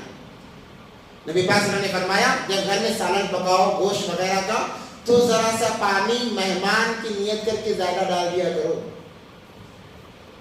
اور ایک پیالہ اپنے پڑوس میں بھیج دیا کرو. یہاں پر بالکل رواج نہیں ہے. ہمارے طرف جو گاؤں میں ہمارے بچپن میں ہم دیکھتے تھے کہ یہاں تک کہ چولہا کوئی ایک آدمی عصر کے بعد میں چولہا سلگاتا, پورا گاؤں اس چولہے کے ذریعے سے آگ سلگاتا اپنے گھروں میں. پورا گاؤں اس گھر کو جاتا, جا کے ذرا آگ دے دو, ذریعے آگ, ہم خود گئے ہیں لینے کے لیے. تو اس ایک گھر سے پورے گاؤں میں آگ جلتی, چولہے جلتے تمام کے, اور ہر چھوٹی بڑی چیز مانگنے کے لیے چلے جاتے ہیں. کبھی سالن مانگنے کے لیے جا رہے ہیں, کبھی روٹی مانگنے جا رہے ہیں, کبھی نمک مانگنے جا رہے ہیں, کبھی تیل مانگنے جا رہے ہیں. علماء فرماتے ہیں کہ شہر کیونکہ بڑا ہوتا ہے جس کی وجہ سے تعلقات اتنے زیادہ نہیں ہوتے, مگر جو ایمان والے ہیں, جو دیندار, ان کو چاہیے کہ وہ اپنے تعلقات کو بھلائیں, عام کریں. اس لیے کیا کریں, ایک اچھی ترکیب ایک عالم نے بتائی ہے, اگرچہ ضروری نہیں کہ ویسا ہی کیا جائے, ضروری نہیں ہے, مگر یہ طریقہ بہت بہتر ہے. ہم یہ سوچیں کہ میں پہل کروں گا, کچھ مانگنے جاؤں گا, میری ویلو کم ہو جائے گی, میری عزت کم ہو جائے گی. ایک واقعہ انہوں نے اس کے تحت لکھا ہوا ہے کہ ایک بہت بڑا امیر آدمی تھا, امیر آدمی تھا اور اس کے پڑوس میں غریب رہتا تھا. اس کے دل میں کبھی خیال نہیں آیا اور اس کے پڑوس میں اور ایک امیر رہتا تھا. تو اس نے جب ان کی غربت دیکھی, ان کی حال کیفیت دیکھی, تو اور جب ان سے جا کر پوچھا جاتا, بچوں سے پوچھا گیا بچے نے تمہیں کھایا, حالانکہ ایک دن کا فاقہ ہونے کے بعد بچے کہتے کہ ہاں ہم نے کھا لیا, امی کے ساتھ کھا لیا, ابا کے ساتھ کھا لیا. خوددار ہوتے ہیں. تو جس کی وجہ سے وہ سامنے والے جو مالدار تھے ان پر بہت اثر ہوا, تو انہوں نے ان کو دینے کے, اگر جیسے ہی دینے جائیں گے تو لینے کے لیے کوئی تیار نہیں ہوگا. اور آج کل تو الحمدللہ ماشاء اللہ, اگر ایک انڈا بھی لے تو سیلفی لیں گے, آؤ ساتھ میں آؤ, پہلے سیلفی لے لیں گے. یہ انڈا ذرا تم پکڑو ذرا ہم پکڑیں گے. انڈا کیا کریں گے, ذرا تم پکڑو ذرا ہم پکڑیں گے, سیلفی لے لیں گے تاکہ یوٹیوب پر ڈالیں, فیس بک میں ڈالیں, ویورز بڑھ جائیں. یہ ریاکاری ہے, کچھ ثواب نہیں ملے گا. تو اس نے ترکیب یہ بنائی کہ اپنے بچوں کو اس جھوپڑی میں بھیجنے لگا کہ جاؤ ذرا نمک مانگ کر لاؤ. کیا مانگ کر لاؤ؟ جاؤ ذرا نمک مانگ کر لاؤ, جاؤ ذرا تیل مانگ کر لاؤ, جاؤ کچھ بنا ہے روٹی وغیرہ تو مانگ کر لاؤ. جب اس غریب گھرانے نے دیکھا کہ اتنے بڑے اپارٹمنٹ میں رہنے والے ہمارے گھر نمک مانگنے آ رہے ہیں, تو یہ بھی بنداس ہو گئے. تب یہ بھی اپنے بچوں کو بھیجنے لگے کہ واقعی ان کے گھر میں کچھ نہیں ہوتا تھا, تو کہنے لگے جاؤ فلاں کے گھر سے ذرا نمک مانگ کر لے آؤ, ذرا تیل مانگ کر لے آؤ. جب وہ کوئی بچہ, غریب آدمی کا بچہ جب مانگنے جاتا, وہ ذرے کے بجائے بہت سارا دے کر بھیج دیتے. اب وہ اپنی غربت کو ظاہر کرنے میں بے خوف ہو گئے, کیونکہ وہ خود پہلے آ کے ہم سے مانگ رہے ہیں. جب وہ مانگ سکتے ہیں تو ہم کیوں نہیں مانگ سکتے؟ تو ظالم نے کہا کہ اس طریقے سے اگر ہر کوئی کرے گا تو غریب ہم سے مانگنے میں ہچکچائے گا نہیں. آج ہمارے گھر میں, ہمارے پڑوس میں غریب ہوتے ہیں, وہ یہ سوچ کر نہیں مانگتے کہ ہماری عزت گر جائے گی, ہماری عزت نہیں ہوگی, اور بھوکے ہی سو جاتے ہیں. اس کا وبال ہم پر پڑے گا. تو نبی پاک صلی اللہ علیہ وسلم نے فرمایا کہ اگر کچھ بناؤ تو شعبہ زیادہ کر لو, ایک پہلا بیچ دینا. لین دین کا معاملہ رواج چلانا چاہیے, ہدیے تحائف کا رواج چلانا چاہیے, تاکہ اڑوس پڑوس میں تعلقات باقی رہیں. الغرض, تو اللہ نے فرمایا وبالوالدین احسانا وذی القربى والیتامى, اور یتیموں کے ساتھ احسان کا معاملہ کیا جائے. صرف اسی شریعت کے اندر یتیموں کا, اس سے پہلے بھی جو توریت تھی, بنی اسرائیل کے لوگوں کا تذکرہ چل رہا ہے, ان کو توریت دی گئی. توریت کے اندر یہ تمام چیزیں ہیں. یتیموں کے ساتھ کرنے کا معاملہ کیا جائے. حدیث میں آتا ہے کہ اگر کوئی یتیم ہے اور دوسرا انسان محبت سے اس کے سر پر ہاتھ پھیرتا ہے, بعض علماء نے چونکہ اس حدیث پر کلام کیا ہے, اس ہاتھ کے نیچے جتنے بال آئیں گے اللہ ہر بال کے بدلے میں ایک نیکی گناہ معاف کریں گے. اب یتیم کون ہوتا ہے؟ یتیم وہ ہوتا ہے جس کے سر سے باپ کا سایہ اڑ جائے. باپ کا سایہ اڑ جائے وہ یتیم ہوتا ہے.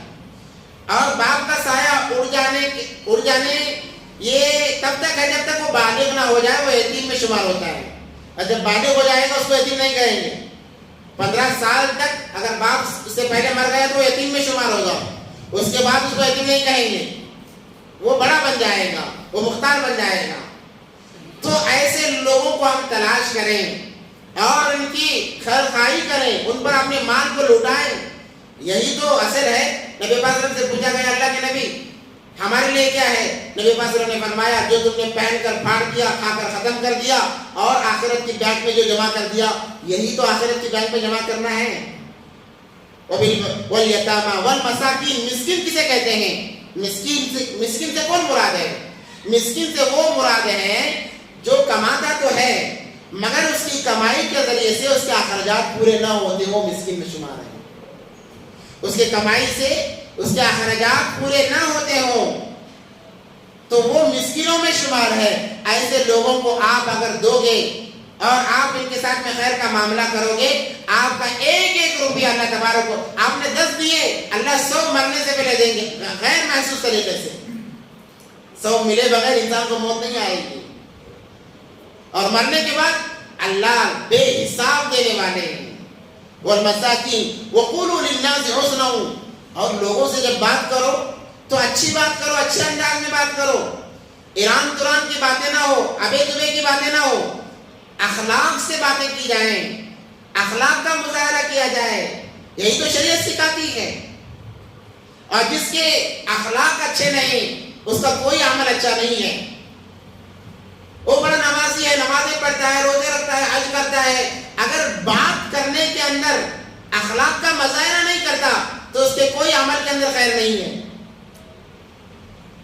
کوئی عمل کے اندر. اللہ کے نبی پاک صلی اللہ علیہ وسلم تو اخلاق کے معاملے میں اتنے اعلیٰ تھے کہ کیا بیان کیا جائے. اگر کوئی آداب میں ہے, نبی پاک صلی اللہ علیہ وسلم سے کوئی بات کرتا تو نبی پاک صلی اللہ علیہ وسلم یوں گردن گھما کر بات نہیں کرتے, اس طرف سے آواز آ رہی تو پورا اس طرف گھوم جاتے اور اس کی بات مکمل ہونے تک سنتے ہی آداب بتائے, اور فوراً دوسری طرف سے آواز دے, اس کی بات مکمل ہو گئی تو دوسری طرف پورا گھوم جاتے اور اس کی بات کو اطمینان سے سنتے. یہ طریقے ہیں. آج کل یہ باتیں ہمارے سامنے, اس کے مذاکرے بھی نہیں ہیں, اور ان پر عمل تو دور کی بات ہے. مذاکرے ہی نہیں ہوں گے تو عمل کہاں سے ہوگا؟ ان باتوں کے مذاکرے کرنے چاہیے. صحابہ جو کہتے تھے آؤ ایمان کو تازہ کریں, کیا ہر بار کہتے چلو تلوار لے کر چلیں گے؟ یہ مذاکرہ ہوتا تھا. یہ مذاکرے نہیں ہوتے, یہی تو مذاکرے ہوتے تھے کہ اپنے انداز کو بیان کرتے تھے, اپنے معاملات کو سدھارنے کی باتیں ہوتی, یہی تو باتیں ہوتی تھی ایمان کو تازہ کرنے کی, کہ ہماری بات سے کسی کو تکلیف نہ ہو, اس کا خیال رکھا جائے. ورنہ باتوں کو لکھنے والے کرامن کاتبین موجود ہیں. انسان کے زبان سے جو بات نکلی وہ کیا چھو جاتی, کیمرہ ہمارے اوپر لگایا ہوا, ہماری فلم بن رہی ہے. کسی کی 20 سال کی, کسی کی 30, 40, 50, 60, 100 سال کی فلم میدان محشر میں آئے گی, وہ فلم ریلیز ہوگی. آج کی فلم جب ریلیز ہوتی ہے تو لوگ کام کاج چھوڑ کے جاتے ہیں کہ چلو آج فلاں شیطان کی فلم ریلیز ہو رہی ہے, چلو دیکھنے جائیں گے. دنیا بھی غارت کریں گے, آخرت بھی غارت کریں گے, چلو.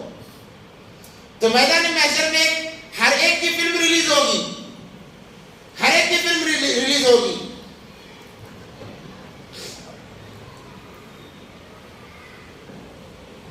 اور تمام انسانیت کے سامنے اللہ تبارک و تعالیٰ سب کے سامنے پیدائش سے لے کر مرنے تک اس نے کیا کیا ہے, پن ٹو پن. قرآن میں ایک آیت ہے,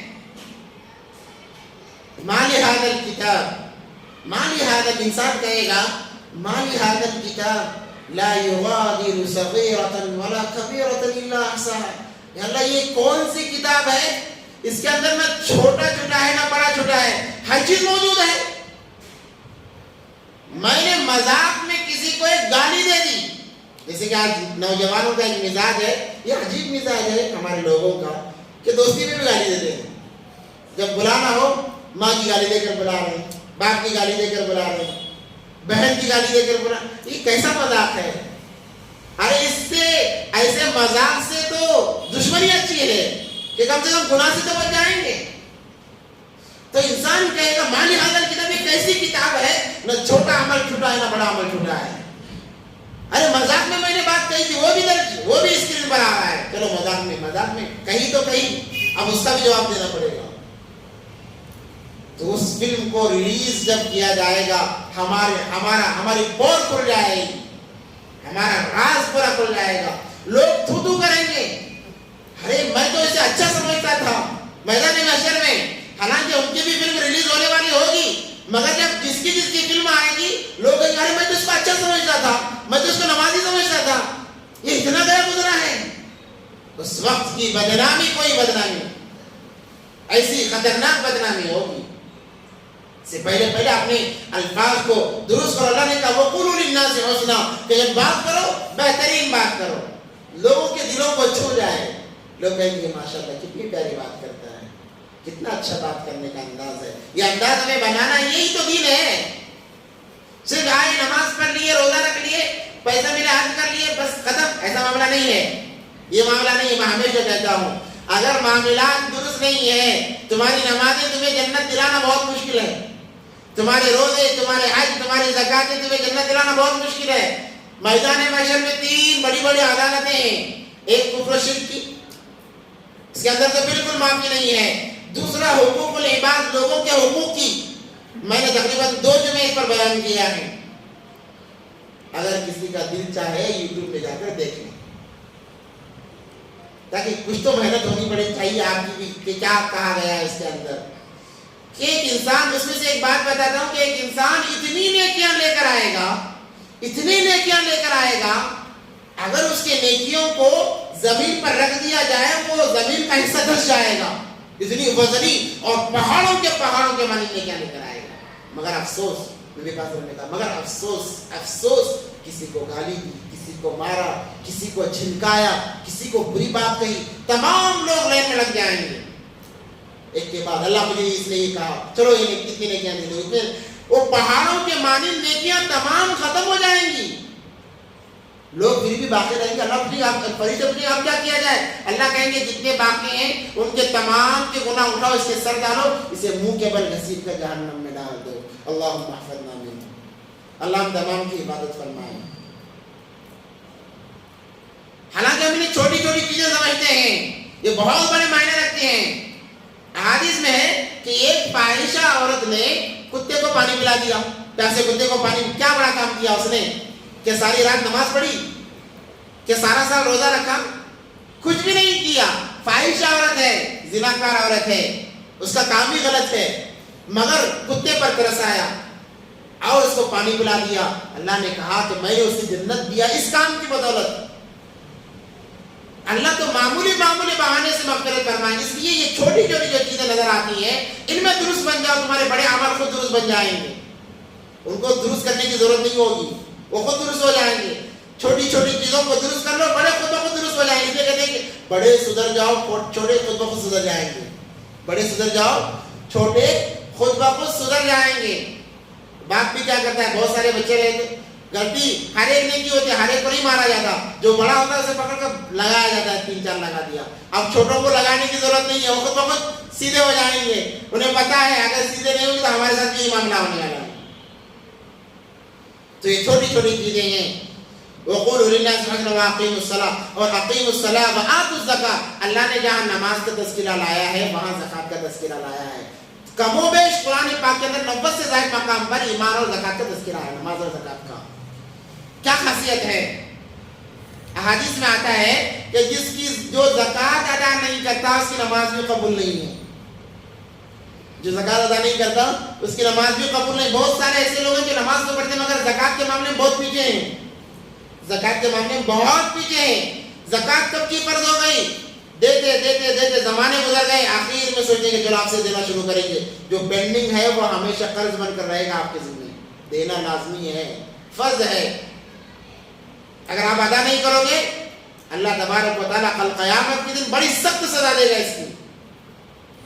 بعض علماء فرماتے ہیں زکات سے مراد صاحب نصاب پر جو زکات ہے وہی مراد نہیں ہے, بلکہ زکات سے بڑھ کر جیسے نماز فرض ہے, اب اس کے بعد سنتیں بھی ہیں, نوافل بھی ہیں, کبھی واجبات بھی ہیں, ان کا بھی ادا, یہ تمام چیزیں نماز میں شمار ہیں.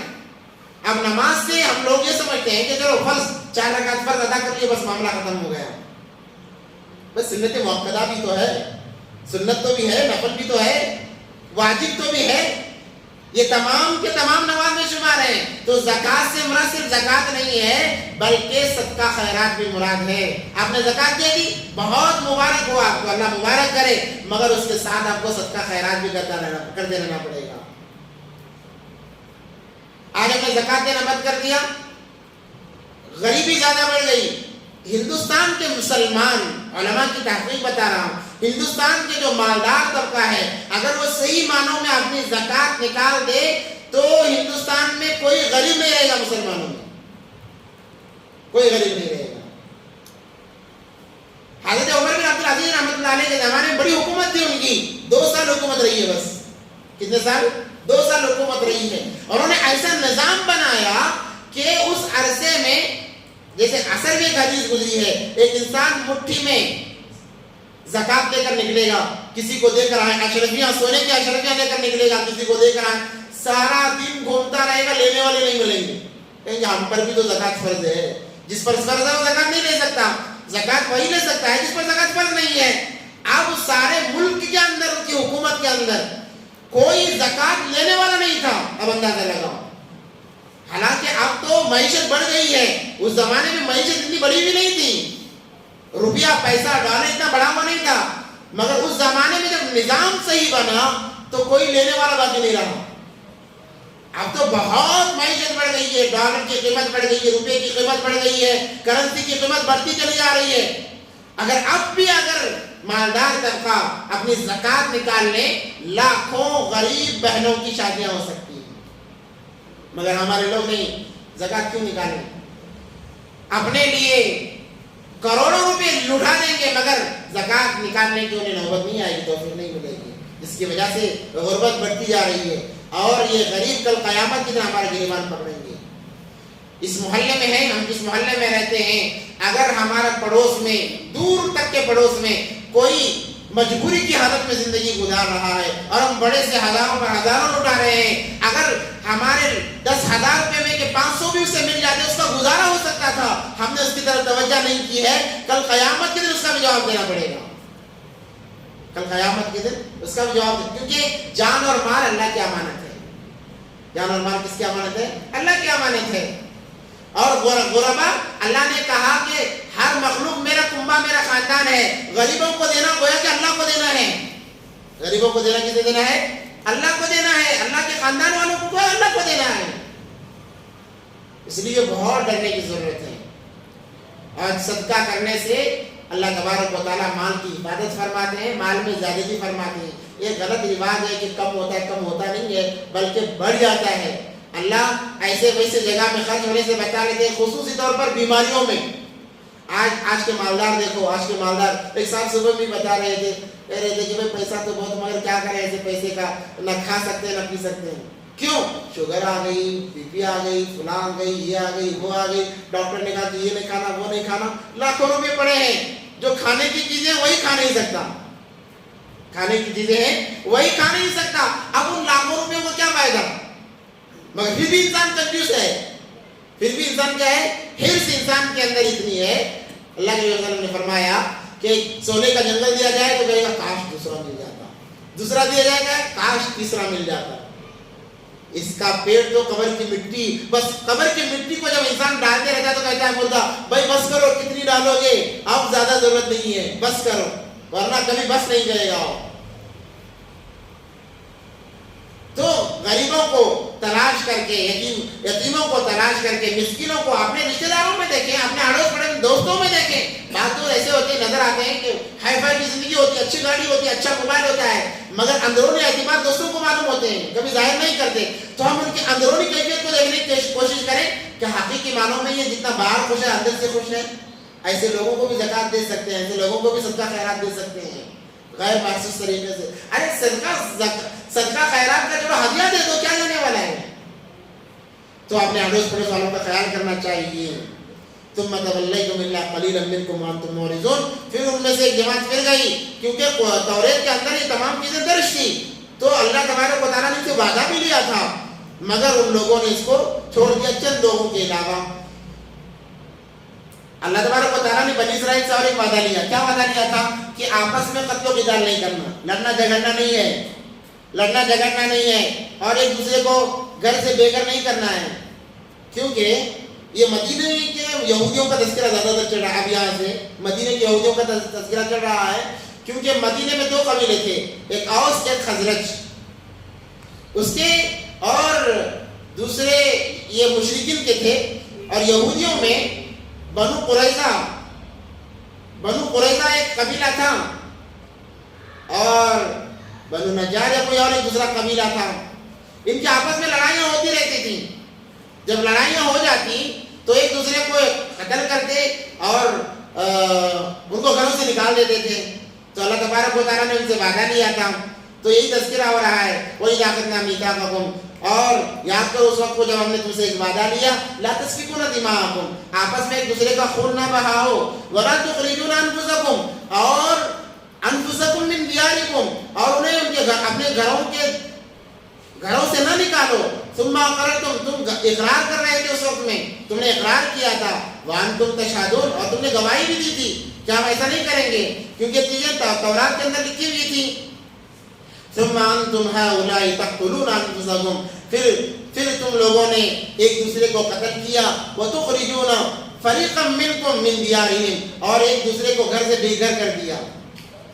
جب مشرکین کی لڑائیاں ہوتی تو ایک قبیلہ ان کے ساتھ ایک قبیلہ ان کے ساتھ ہو جاتا، جو آپس میں لڑ لیتے تو قتل بھی کرتے، گھروں سے بے گھر بھی کر ڈالتے. انہیں کا تذکرہ ہو رہا ہے من دیارہم تظاہرون علیہم بالاثم والعدوان، تم نے ان لوگوں پر زیادتی کی گناہ کے ذریعے سے، ظلم کے ذریعے سے. وَإِن يَأْتُوكُمْ أُسَارَىٰ تُفَادُوهُمْ، اور انہیں یہ بھی کہا گیا تھا کہ جب تمہارا کوئی آدمی قید میں آ جائے، کسی کا غلام بن جائے تو تم فدیہ دے کر، پیسے دے کر اسے چھڑا لینا. وَإِن يَأْتُوكُمْ أُسَارَىٰ، اور تمہارے پاس جب قیدی آئیں تُفَادُوهُمْ، تم فدیہ دو اور انہیں چھڑاؤ. وَهُوَ مُحَرَّمٌ عَلَيْكُمْ إِخْرَاجُهُمْ، اور انہیں گھر سے نکالنا تم پر حرام کر دیا گیا. کسی کو گھر سے بے گھر کر دینا تم پر حرام کر دیا گیا ہے. تم کسی کو گھر سے بے گھر نہ کیا کرو. أَفَتُؤْمِنُونَ بِبَعْضِ الْكِتَابِ، کیا تم بعض کتاب کے بعض حصے پر ایمان لاتے ہو؟ وَتَكْفُرُونَ بِبَعْضٍ، اور بعض حصے کو چھوڑ دیتے ہو. وہ لوگ کیا کرتے تھے؟ یہ احکام جب توریت کے اندر تھے تو وہ لوگ کوئی مجرم بن کر آ جاتا، قیدی بن کر آ جاتا تو فدیہ دے کر اسے چھڑا لیتے، مگر قتل و غارت گیری کرتے رہتے، گھر سے بے گھر کرتے رہتے. تو اللہ فرما رہے ہیں تم کیا کر رہے ہو کہ بعض کتاب کے بعض حصے پر ایمان لاتے ہو اور بعض حصے کو چھوڑ دیتے ہو. تم اپنے آپ پر زیادتی کر رہے ہو. فما جزاء من يفعل ذلك منكم، بس اس کے لیے کیا بدلہ ہو سکتا ہے جو اس طرح سے کرے؟ الا خزي في الحیات الدنیا، دنیا کی زندگی کے اندر اسے ذلت کا سامنا کرنا پڑے گا. ويوم القیامة يردون الى اشد العذاب، اور قیامت کے دن اسے اس کی طرف عذاب کو بھیجا جائے گا، عذاب کا اسے سامنا کرنا پڑے گا. وما اللہ بغافل عما تعملون، اللہ تبارک و تعالی غافل نہیں ہے جو کچھ تم کرتے ہو. ہم جو کچھ کر رہے ہیں نا، اللہ اس سے غافل نہیں ہے. اگر ہم اپنے مال کو روکے رکھے اللہ کو پتا ہے، اگر ہم مال کو دے رہے ہیں اللہ کو پتا ہے، ہم خیر خائی کا معاملہ کر رہے ہیں اللہ کو پتا ہے، ہم رشتہ ناطے کو توڑ رہے ہیں اللہ کو پتا ہے. کیونکہ بہت یہی تو چیز معنی رکھتی ہے. ایک انسان کے پاس جب پیسہ آتا ہے وہ اپنے رشتہ داروں سے دور ہونا شروع کر دیتا ہے، حالانکہ بہت بری بات ہے. علماء تو یہاں تک فرماتے ہیں کہ سال میں کم سے کم 2 مرتبہ تمہارے جتنے قریبی رشتہ دار ہیں ان تمام سے ملاقات ہو سکے تو ملاقات کرو. اگر ملاقات نہیں ہو سکتی ہے تو کم سے کم آخر درجے میں فون پر بات تو کر لیا کرو. یہ وفاداری کے ثبوت ہیں. آج ایسا معاملہ ہے کہ بہت سارے رشتہ دار ہیں مگر ہمیں پتہ نہیں ہے، کبھی تعارف ہی نہیں ہوا ہے. تو ہمارے جتنی رشتہ دار ہیں ان سے تعلقات ہمارے باقی رہنے چاہیے. اللہ تبارک و تعالیٰ ہر چیز کو جاننے والے ہیں. اولئک الذین اشتروا الحیاۃ الدنیا بالآخرہ، یہی وہ لوگ ہیں جنہوں نے آخرت کے بدلے دنیا خرید لی ہے. یہی وہ لوگ ہیں جنہوں نے آخرت کے بدلے دنیا خرید لی. ان سے پوچھا گیا کہ دنیا چاہیے آخرت چاہیے، انہوں نے کہا کہ ہمیں دنیا دے دو، دنیا دے دو، ہمیں آخرت نہیں چاہیے. حالانکہ آخرت کی زندگی اصل زندگی اور لامحدود زندگی ہے. اولئک الذین اشتروا الحیاۃ الدنیا بالآخرہ فلا يخفف عنهم العذاب اور ولا هم ينصرون، ان پر عذاب کو کمی نہیں کیا جائے گا، عذاب کمی نہیں کیا جائے گا بلکہ عذاب کو بڑھایا جائے گا. بالکل عذاب کے اندر ترمیم نہیں کی جائے گی، چلو بہت اب ان کو جہنم میں جلا دیا اب عذاب کو کم کر دیا جائے، ایسا معاملہ نہیں ہوگا، بلکہ ان کے عذاب کو اور بڑھا دیا جائے گا. شروع میں ہے اسی پارے کے اندر کہ اللہ تبارک و تعالیٰ جہنم کی آگ کو دہکائیں گے انسان اور پتھروں کے ذریعے سے، اور جہنم کی آگ دہکتی جائے گی. جتنے انسان بھرے جائیں گے اتنی آگ دہکتی جائے گی، اتنی اور تکلیف بڑھتی جائے گی. فلا يخفف عنهم العذاب، ان سے عذاب کو کم نہیں کیا جائے گا. وَلَقَدْ آتَيْنَا مُوسَى الْكِتَابَ وَقَفَّيْنَا مِن بَعْدِهِ بِالرُّسُلِ، اور تحقیق کہ ہم نے حضرت موسیٰ علیہ السلام کو کتاب دی.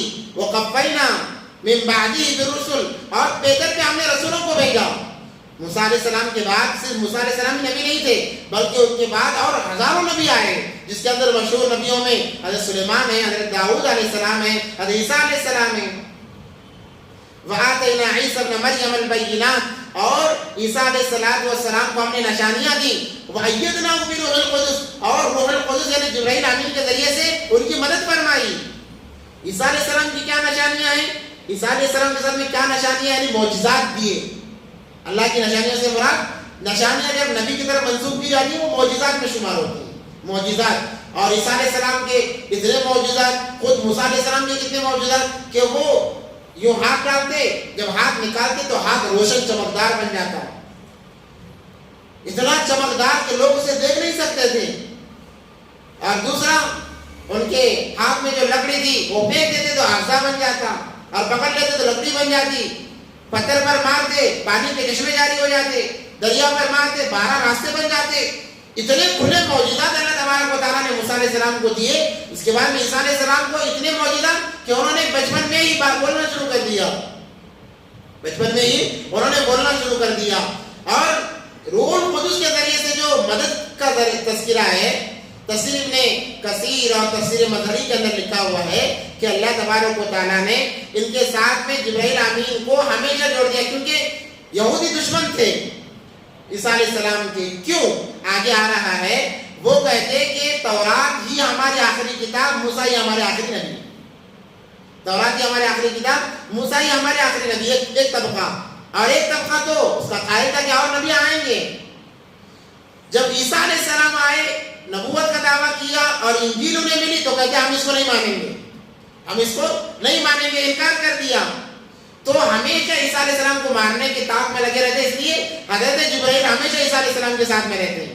یہ تو ایک بات ہو گئی۔ اور دوسری بات مدد فرمانے کی یہ ہے کہ حضرت جبرائیل علیہ السلام ہی کی پھونک سے حضرت مریم علیہ السلام کے بدن مبارک کے اندر عیسیٰ علیہ السلام کا وجود بخشا گیا۔ کہ معاملہ یہ ہوا مختصر، کیونکہ آگے وہی تذکرہ آئے گا بعد میں چل کر سورہ اس پارے کے آخر میں بھی آئے گا، اور آل عمران شروع ہوتے ہوئے انہی کا تذکرہ حضرت عیسیٰ علیہ السلام کا، کہ حضرت مریم علیہ السلام جو ہیں ان کی شادی نہیں ہوئی۔ بعض کہتے ہیں کہ ان کی شادی ہوئی تھی، رخصتی نہیں ہوئی۔ دو باتیں ہیں۔ زیادہ صحیح جو راجے جسے کہتے ہیں یا زیادہ علماء کا رجحان جس طرف ہے یہ کہ ان کی شادی نہیں ہوئی تھی، ان کو ان کی والدہ نے بیت المقدس کے لیے یعنی اللہ کے لیے وقف کر دیا تھا۔ اب وہ جب کسی ضرورت سے گئی ہیں باہر نکل کر اپنے کمرے سے، تو حضرت جبرائیل علیہ السلام اللہ کے حکم سے آئے تو یہ ڈرنے لگی کہ تم میرے قریب نہ آنا۔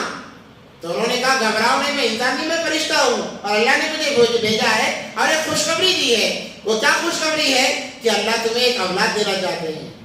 اب وہ کہنے لگی کہ ارے اللہ کے بندے اولاد کیسے ہوگی؟ یہاں تک کہ مجھے کسی انسان نے چھوا تک نہیں ہے، نہ دیکھا ہے نہ چھوا ہے، مجھے اولاد کیسے ہوگی؟ تو انہوں نے کہا اللہ ہر چیز پر قادر ہے۔ یہ کہہ کر انہوں نے پھونک ماری اللہ کے حکم سے ان کے پیٹ پر۔ جیسے ہی پھونک ماری تو ان کے پیٹ کے اندر حمل قرار پایا، اور وہ حمل 9 ماہ کی عدت بعض کہتے ہیں کہ وہیں پر رہ کر انہوں نے گزاری، اور بعض کہتے ہیں کہ وہ 9 ماہ اسی وقت میں مکمل ہو گئے اور حضرت عیسیٰ علیہ السلام پیدا ہو گئے، کیونکہ یہ ضرورت سے باہر آئی ہوئی تھی۔ جب ان کا تذکرہ آئے گا تو انشاءاللہ پوری تفصیل سے آپ بے فکر رہیں، انشاءاللہ ان کا بھی بہت بہترین واقعہ وہ آئے گا انشاءاللہ سامنے۔ میں مختصر عرض کر رہا ہوں۔ تو کیونکہ ضرورت سے گئی ہوئی تھی، اب ایک عورت گئی ہے، ایک عورت جو کماری ہے، جو پاکباز ہے، ضرورت سے گئی ہے، اب اگر وہ آتے ہوئے ایک بچے کو لے کر آئے تو امت پر کیا اثر پڑے گا؟ ویسے ہی لوگ شکوک و شبہات کے ایسے نرغے میں ہیں کہ اللہ عبادت فرمائے، اور یہ چیز آپ سے نہیں پہلے سے ہے۔ اسی لیے ایک مرتبہ نبی پاک صلی اللہ علیہ وسلم حضرت ام سلمہ رضی اللہ تعالیٰ عنہ، امی جان ام سلمہ رضی اللہ تعالیٰ عنہ کے ساتھ میں رات میں کہیں ٹہل رہے تھے یا کہیں جا رہے تھے اور کھڑے ہو کر بات کر رہے تھے، تو ایک صحابی کا وہاں سے گزر ہوا۔ جیسے ہی وہ گزرے تو اللہ کے نبی صلی اللہ علیہ وسلم نے ان صحابی کو بلایا اور کہا کہ یہ میری بیوی ام سلمہ ہے۔ تو اس صحابی نے کہا اللہ کے نبی میں نے تو کچھ کہا نہیں اور نہ میرے دل میں شک ہے، میں آپ پر کیسے شک کر سکتا ہوں؟ تو انہوں نے کہا کہ تو نہ بھی کرے، شیطان تو اس کی اجازت نہیں دیتا، یعنی شیطان تو اتنا آزاد نہیں ہے کہ وہ تمہارے دل میں بات نہ لائے، شیطان تو اتنا جھگڑا ہوا نہیں ہے کہ تمہارے دل میں بات نہ لائے۔ ہو سکتا ہے تمہارے دل میں شیطان بات لائے، اس لیے میں وضاحت کر رہا ہوں کہ یہ میری بیوی ہے جس کے ساتھ میں کھڑ کر باتیں کر رہا ہوں۔ اب اندازہ لگاؤ اس وقت میں یہ معاملہ تھا تو آج وہ بات کہاں تک چلی جائے گی۔ اسی لیے اور خصوصی اعتبار سے آج کے اس ایام میں اللہ حفاظت فرمائے، امام صاحب حضرت عالم علماء لوگ سمجھتے ہیں کہ یہ فرشتے ہیں، بس جبرائیل امین بھی ان کے سامنے کچھ نہیں ہیں۔ کسی دکان کے پاس ہوٹل کے پاس کھڑے بھی رہیں کہیں گے فلاں مفتی صاحب ہوٹل کے پاس کھڑے ہو کر کھانا کھا رہے تھے. بھائی ابھی کھڑے ہیں, ہو سکتا ہے کھانا لینے کھڑے ہوں گے, ہوٹل کے پاس ادھر کھانا ہی لینے کھڑتا ہے, یا تو 4 پارسل لے رہے ہوں گے, کہتے کہ وہ وہاں کھڑ کر کھا رہے تھے, وہاں کھڑ کے پی رہے تھے.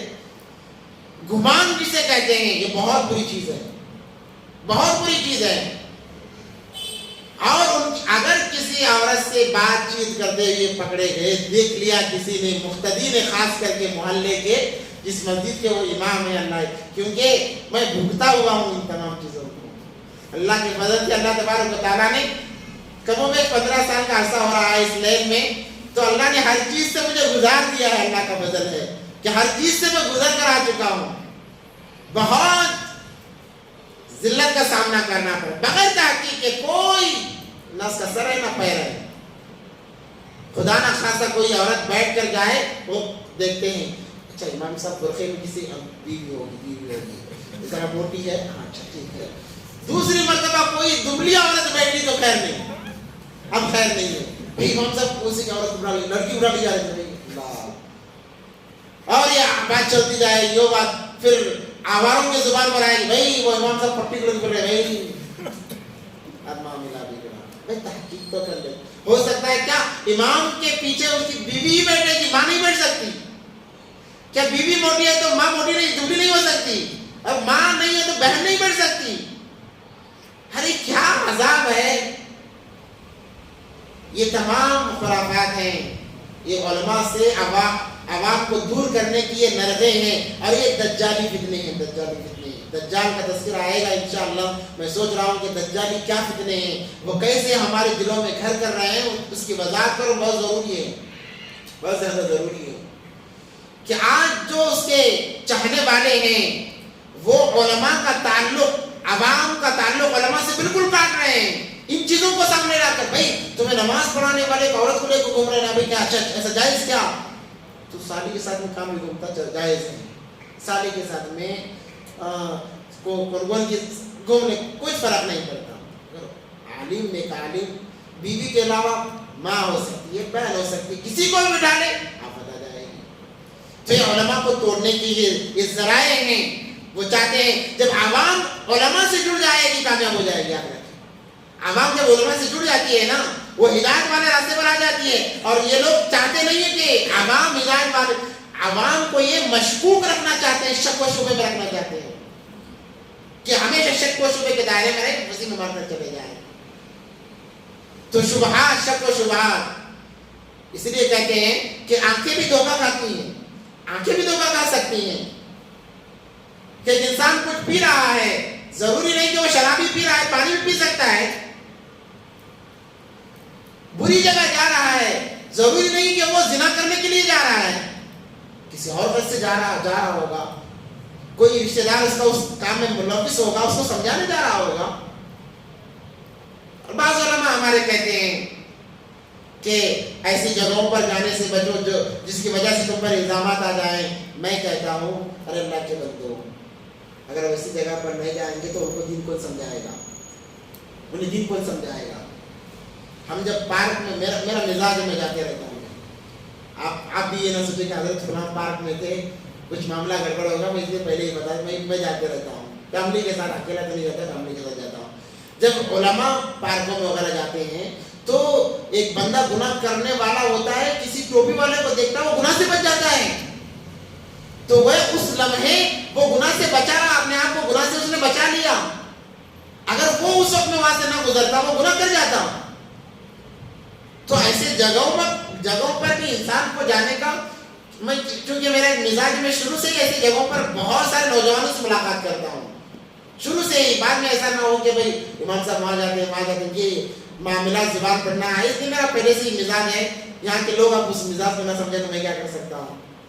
تو اس جگہ پر بھی جا کر دعوت, مولانا طارق جمیل صاحب دامت برکاتہ العالیہ, اللہ عمر دراز فرمائے ان کی, بادشاہوں کے کوٹوں پر گئے ہیں. آج تک ہمیں تو نہیں ملتا کہ کوئی عالم سینہ ٹوک کر ویسی جگہ جاتا ہو دعوت دینے کے لیے. اور اللہ خیر کرے, ان کی ذریعے سے ہزاروں عورتوں نے زنا سے توبہ کی, اور انہوں نے اپنے ذاتی پیسوں سے انہیں وظیفہ مقرر کیا ہے, اپنے ذاتی پیسوں سے وظیفہ مقرر کیا ہے. اب بتاؤ کون کر سکتا ہے؟ اگر مولانا وہاں جاتے نہیں تو ان تک دین کی بات نہیں پہنچتی تھی، اور دین کی بات نہ پہنچی وہ گمراہ ہو جاتے، اسی حالت میں مر جاتے، جہنم میں چلے جاتے۔ ایک عالم کا اثر بہت بڑا ہوتا ہے، اسی لیے کہتے ہیں علماء سے محبت کرو۔ اگر وہ تمہارے ساتھ مطلب سے بھی بات کر رہے ہیں تو تب بھی تمہارا ہی فائدہ ہے۔ اگر کوئی عالم تمہارے سے مطلب سے بھی بات کرتا ہے نا تب بھی تمہارا ہی فائدہ ہے۔ اللہم احفظنا منہ، اللہ ہم تمام کو سمجھائے، اللہ ہم تمام کو سمجھائے۔ تو شکوک و شبہات کی بات چل رہی تھی کہ نبی پاک صلی اللہ علیہ وسلم نے کہا، نبی پاک صلی اللہ علیہ وسلم نے کہا کہ میری بیوی ہے، خیال نہ کرنا کہ تمہارے دل میں کوئی ایسی بات آ جائے۔ تو حضرت مریم علیہ السلام کی بات چل رہی تھی نا، مریم علیہ السلام نہیں کہنا چاہیے، کیونکہ علماء فرماتے ہیں کیونکہ وہ تو نبی نہیں تھی، مریم رضی اللہ تعالیٰ عنہا کہنا چاہیے۔ اس کی تحقیق بھی ہے، مگر بعض علماء کہتے ہیں کہ مریم علیہ السلام کہہ سکتے ہیں، چونکہ زیادہ تر یہی ہے۔ حضرت مولانا سعید پالنپوری رحمۃ اللہ علیہ، اللہ ان کے قبر کو نور سے منور فرمائے، انہوں نے تحقیق کی بات بھی کی ہے کہ حضرت مریم کو علیہ السلام نہ کہا جائے بلکہ رضی اللہ تعالیٰ عنہ کہا جائے۔ نئی بات معلوم نہیں پڑی نا، پڑھی نہیں، نئی بات تو معلوم تھا پہلے سے، تو ایسی مجلسوں میں پہلے سے بہت ساری نئی باتیں معلوم پڑ جاتی ہیں۔ تو اب وہ ڈرنے لگی کہ میں آئی تھی اکیلے، سب کے سامنے آئی تھی، اب جب بچہ لے کر جاؤں گی تو لوگوں کے دل پر کیا اثر پڑے گا؟ اور بعض علماء کہتے ہیں کہ کافی وقت لوگوں نے وہیں پر گزر دیا انہوں نے، اب جاتے ہوئے تو دیکھا تھا اکیلی تھی، اب بچے کے ساتھ میں آئیں گی تو کیا اثر پڑے گا؟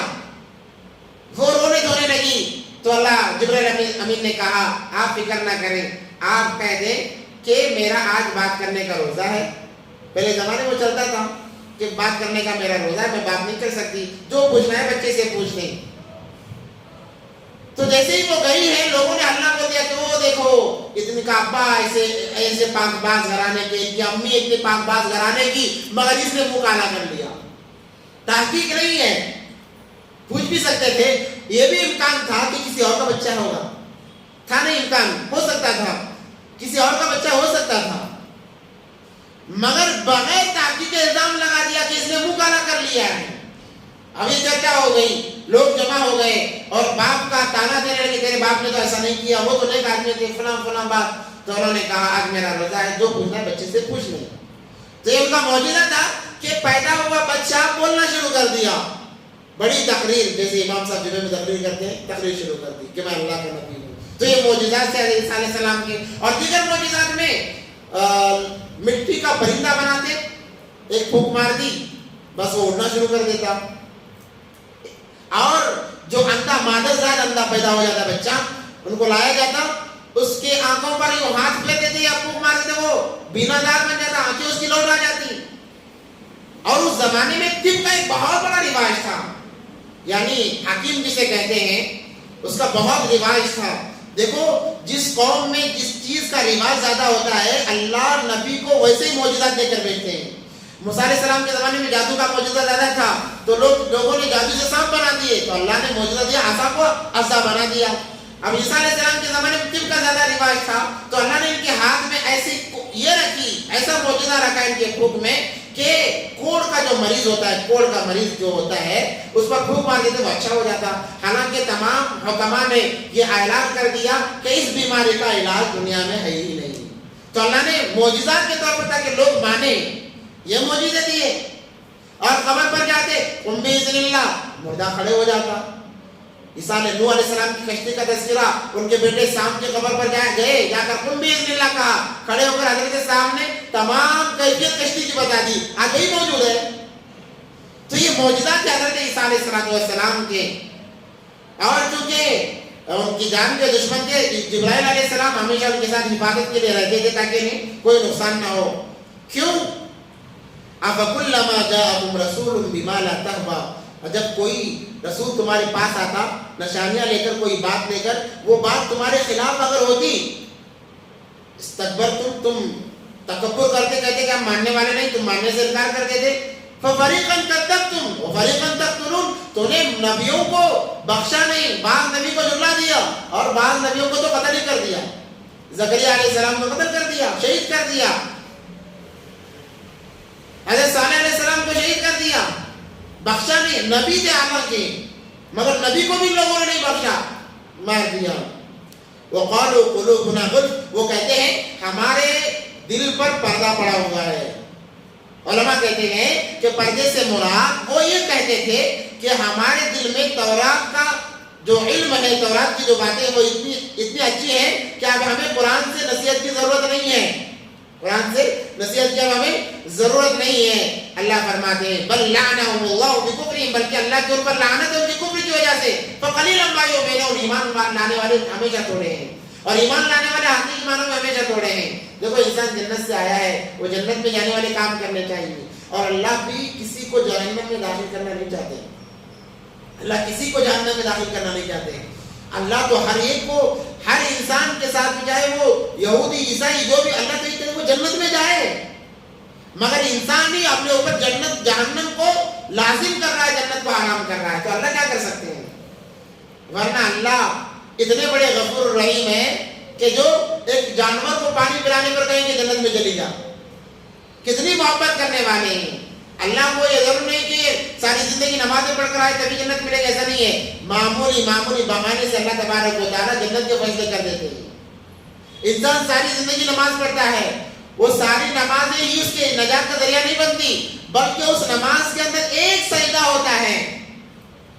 علامہ اقبال کا شعر ہے، وہ ایک سجدہ جسے تو گرا سمجھتا ہے، ہزاروں سجدوں سے دلاتا ہے تجھے نجات۔ انسان سجدے کر رہا ہے، مگر اللہ کے دربار میں وہ ایک سجدہ ہوتا ہے جو انسان دل سے اللہ کو حاضر و ناظر جان کر اللہ کے لیے کرتا ہے۔ اللہ کہتا ہے کہ وہ مجھے وہ سجدہ بہت پیارا لگا۔ اب تمام نمازیں کوئی معنی نہیں ہو اس کے سامنے، وہ ایک سجدے کی وجہ سے اللہ نجات دے دیتے، جا میں نے تجھے کامیاب کر دیا، میں نے تجھے کامیاب کر دیا۔ ایک بڑے کا واقعہ ہے کہ وہ امام اعظم ابو حنیفہ رحمۃ اللہ علیہ کسی اور اللہ والے کی بازو میں رہتا تھا، ہمیشہ رات میں امام صاحب مطالعہ کرتے ہیں، نماز میں مشغول رہتے، وہ بڑے کا کام کیا کرتا تھا، اور جب رات ہوتی ان کے نیند کے اندر خلل نہ آئے، عبادت میں خلل نہ آئے، وہ اپنے کام کو چھوڑ دیتا تھا اور اسی پر مرا۔ تو ایک خواب میں دیکھا کہ وہ جنت کی بڑی سیر کر رہا ہے، ہورے اس کے پاس ہیں، تو کہا کہ ارے تو کافر تھا، تو کیسے کامیاب ہو گیا؟ تو اس نے کہا کہ اللہ نے موت سے پہلے کلمہ نصیب کیا اور مجھے مغفرت فرما دی۔ کہا کس وجہ، کس عمل سے؟ تیرا تو کوئی عمل نہیں تھا۔ کہا کہ اللہ کے ولی کو تکلیف نہ ہو، میں نے اپنا کام بند کر دیا، اللہ کو زیادہ پسند آ گیا۔ کتنا بڑا کام کیا، اللہ اکبر۔ ایک واقعہ لکھا ہوا کتابوں میں کہ ایک بادشاہ تھا عبد العزیز، بڑا جاوید بادشاہ، خطرناک بادشاہ تھا، علماء کی بہت عزت کیا کرتا تھا، بڑا اچھا آدمی بھی تھا، علماء کی بہت عزت کیا تھا۔ ایک عالم ملاقات کے لیے آئے تو وہ اپنے تخت سے اٹھ گیا اور آگے بڑھ کر ملاقات کی اور کھڑے ہو کر ادب کے ساتھ میں بات سنا، اور جب وہ عالم جانے لگے 7 قدم ان کے ساتھ چل کر رخصت کیا کہ آپ جا رہے ہیں، چلو میں چلتا ہوں آپ کے ساتھ۔ تمام وزیر پریشان، آپ بادشاہ، اتنے بڑے بادشاہ ہیں، ایک معمولی عالم کے لیے آپ نے اتنا سب کچھ کیا؟ کہنے لگے کہ اللہ کے عالم کی، اللہ کا علم ان کے سینوں میں ہے، ان کا ادب ہمارے پر لازم اور ضروری ہے۔ مر گیا۔ لوگوں نے خواب میں دیکھا کہ جنت کی سیر کر رہا ہے، یا یوں کہا کہ اسی رات میں خواب میں نبی پاک صلی اللہ علیہ وسلم کا دیدار ہوا۔ نبی پاک صلی اللہ علیہ وسلم نے فرمایا تمہیں بشارت ہو، بشارت ہو۔ اس نے کہا کس چیز کی بشارت ہو؟ اللہ نے تمہاری مغفرت کر دی ہے، اور جو تم نے میرے وارث کا اکرام کیا ہے اور تم 7 قدم ان کے ساتھ چلے ہو، اللہ 7 نسلوں تک تمہارے خاندان میں علماء کو جاری فرمائے گا۔ چھوٹے چھوٹے بہانے سے اللہ مغفرت فرما دیتے ہیں۔ اللہ کو پیار نہیں کہ لوگوں کو جہنم میں ڈالے، اللہ تو لوگوں کو جہنم سے بچانا چاہتے ہیں۔ اللہ نے جنت اسی لیے بنائی کہ لوگ اس میں جائیں جنت کے اندر، مگر لوگ ہی ہیں گمراہی کی وجہ سے جہنم میں چلے جاتے ہیں۔ بل لعنهم اللہ بکفرہم فقلیلا ما یؤمنون، اس لیے کہتے ہیں کہ تھوڑے ہی لوگ ہیں ایمان والے، ہمیشہ تھوڑے ہی رہیں گے۔ ولما جاءهم كتاب من عند الله مصدق لما معهم وكانوا من قبل يستفتحون على الذين كفروا فلما جاءهم ما عرفوا كفروا به فلعنة الله على الكافرين۔ لمبی آیت ہے اور چونکہ مضمون بھی لمبا ہے، وقت بہت کم ہے، اس لیے اس کو یہیں پر ہم موقوف کریں گے انشاءاللہ۔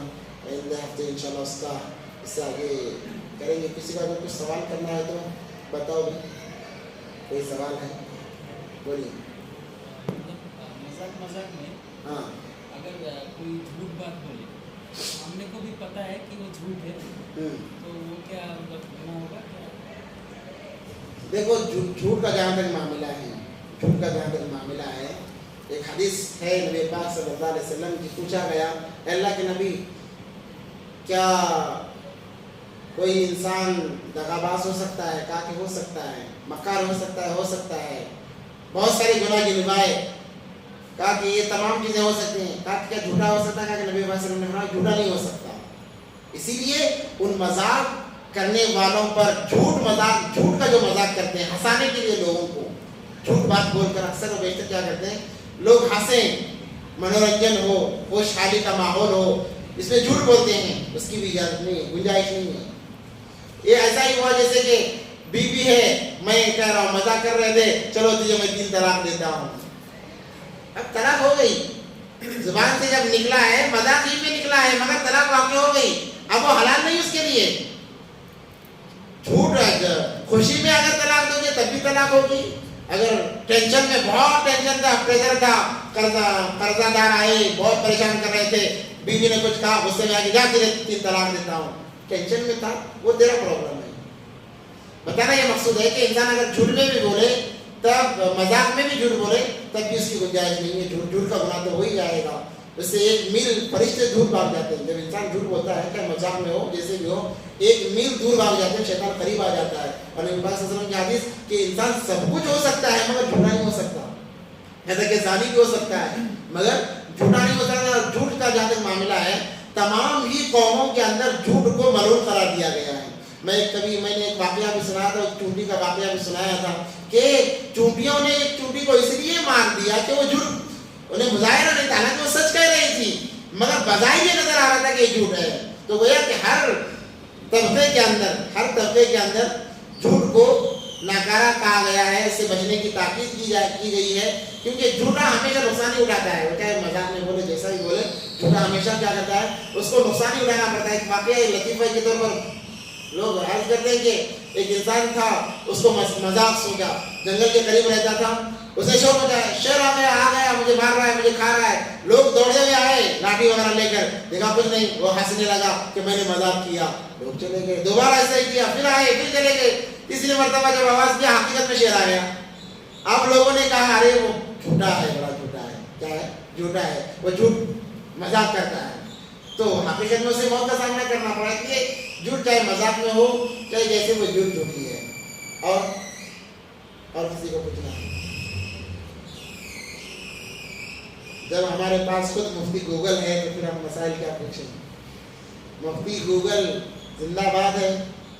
دیکھو مسائل کا جہاں تک تعلق ہے کسی بھی چیز کا, آپ کو مفتی گوگل سے پوچھیں گے مسائل معلوم ہو گئے, صحیح بھی ہو سکتا ہے جھوٹ بھی ہو سکتا ہے, اور سمجھنے میں آپ صحیح بھی سمجھ سکتے ہیں غلط بھی سمجھ سکتے ہیں, اور اس پر ثواب نہیں ہے, ثواب اس پر بالکل نہیں ہے.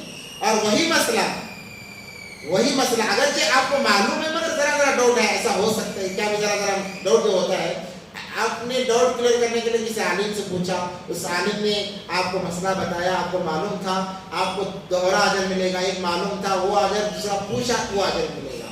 اس لیے چھوٹے چھوٹے جو بھی مسائل ہیں ہم پوچھ کر کریں, کیا پوچھنے میں, آپ تو موبائل میں فون لگا دیے پوچھ لیجیے. اس طریقے سے اگر ہم مسائل پوچھیں گے تو بہت بڑا فائدہ ہوگا. آج کل ایک رواج چلا ہوا ہے کہ عورتوں سے مسئلے پوچھیں, مردوں سے اپنے آپس میں ہی مسائل پوچھ کر خود ہی مفتی بن جا رہے ہیں. تو پھر 15 سال ہمیں پڑھنے کی کیا ضرورت تھی؟ مفتیاں نہیں, پھر ہم کو 15 سال پڑھنے کی کیا ضرورت تھی؟ جب آپس میں ہی مسائل پوچھنا ہے, خاص کر کے ہمارے دعوت و تبلیغ کے ساتھیوں میں یہ رواج زیادہ ہے کہ وہ آپس میں ہی مسائل حل کر لیتے ہیں. جس وجہ سے میں نے دیکھا کہ ہمارے ساتھیوں کی تقریباً کی نمازیں صحیح نہیں ہیں, ارکان کے درست نہ ہونے کی وجہ سے. خود مفتی بن گیا, اب کیا کریں؟ اب بتائیں تو کہتے ہیں کہ بھائی یہ جماعت والوں کے خلاف بڑا مسئلہ ہے, بات کرنے بھی ڈر لگتا ہے, سوچ سمجھ کر بات کرنا پڑتا ہے. خیر اللہ ہم تمام کی حفاظت فرمائے, اللہ تمام کو باتوں کا عمل کی توفیق عطا فرمائے. اللهم لك الحمد لك الشكر يا الله. اللهم صل على سيدنا محمد وعلى ال سيدنا محمد وبارك وسلم. اللهم انك عفو كريم تحب العفو فاعف عنا يا رحيم يا اول الاولين ويا اخر الاخرين يا ذا القوة المتين. اللہ تمام کو عفو خطا سے درگزر فرما. اللہ بڑے بڑے دیر سے اللہ تیرے کلام کا درس ہو رہا تھا کہ اللہ جو سن رہے تھے جو سنا رہے تھے اللہ دونوں کو قبول فرما. اللہ جو کہنے میں اللہ جو سننے میں لفظ ہے اللہ سے معاف فرما. اللہ واقعی ہم اس کا حق ادا نہیں کر سکتے یا اللہ ہم نے کوشش کی ہے. اللہ تیرا تو وعدہ ہے جو کوشش کرتا ہے تو ہمیشہ سے کامیاب کرتا ہے. یا اللہ ہم تمام کو اس معاملے میں کامیابی ادا فرما. اے اللہ دنیا کے مشاغل سے نکال کر یا اللہ یہاں پر اتنی دیر تیرے گھر میں بیٹھے رہنا بہت بڑے مجاہدے کی بات ہے. یا اللہ بیٹھنے والوں کو قبول فرما. ان کی تمام جائز تمناؤں کو پورا فرما. ضروریات کو اپنے خزانے غیب سے پورا فرما. اگر کوئی ان کے خاندان میں بیمار ہے شفا کاملہ عاجلہ مستمرہ نصیب فرما. اے اللہ مخلوط قرض کی ادائیگی کی شکل صورت پیدا فرما. کوئی بھی اولاد ہے تو اللہ نے سارے اولاد عطا فرما. جن کی اولاد نافرمان ان کو فرما بردار بنا دے. اللہ خیر کا معاملہ فرما. جو مانگا عطا فرما. جو مانگنے سے لگا اس کو عطا فرما. اللہ اس طرح دعا کو مدد کرم سے اپنے نبی پاک صلی اللہ علیہ وسلم میں قبول فرما. آمین یا رب العالمین. جزا اللہ محمد صلی اللہ علیہ وسلم برحمتک یا ارحم الراحمین.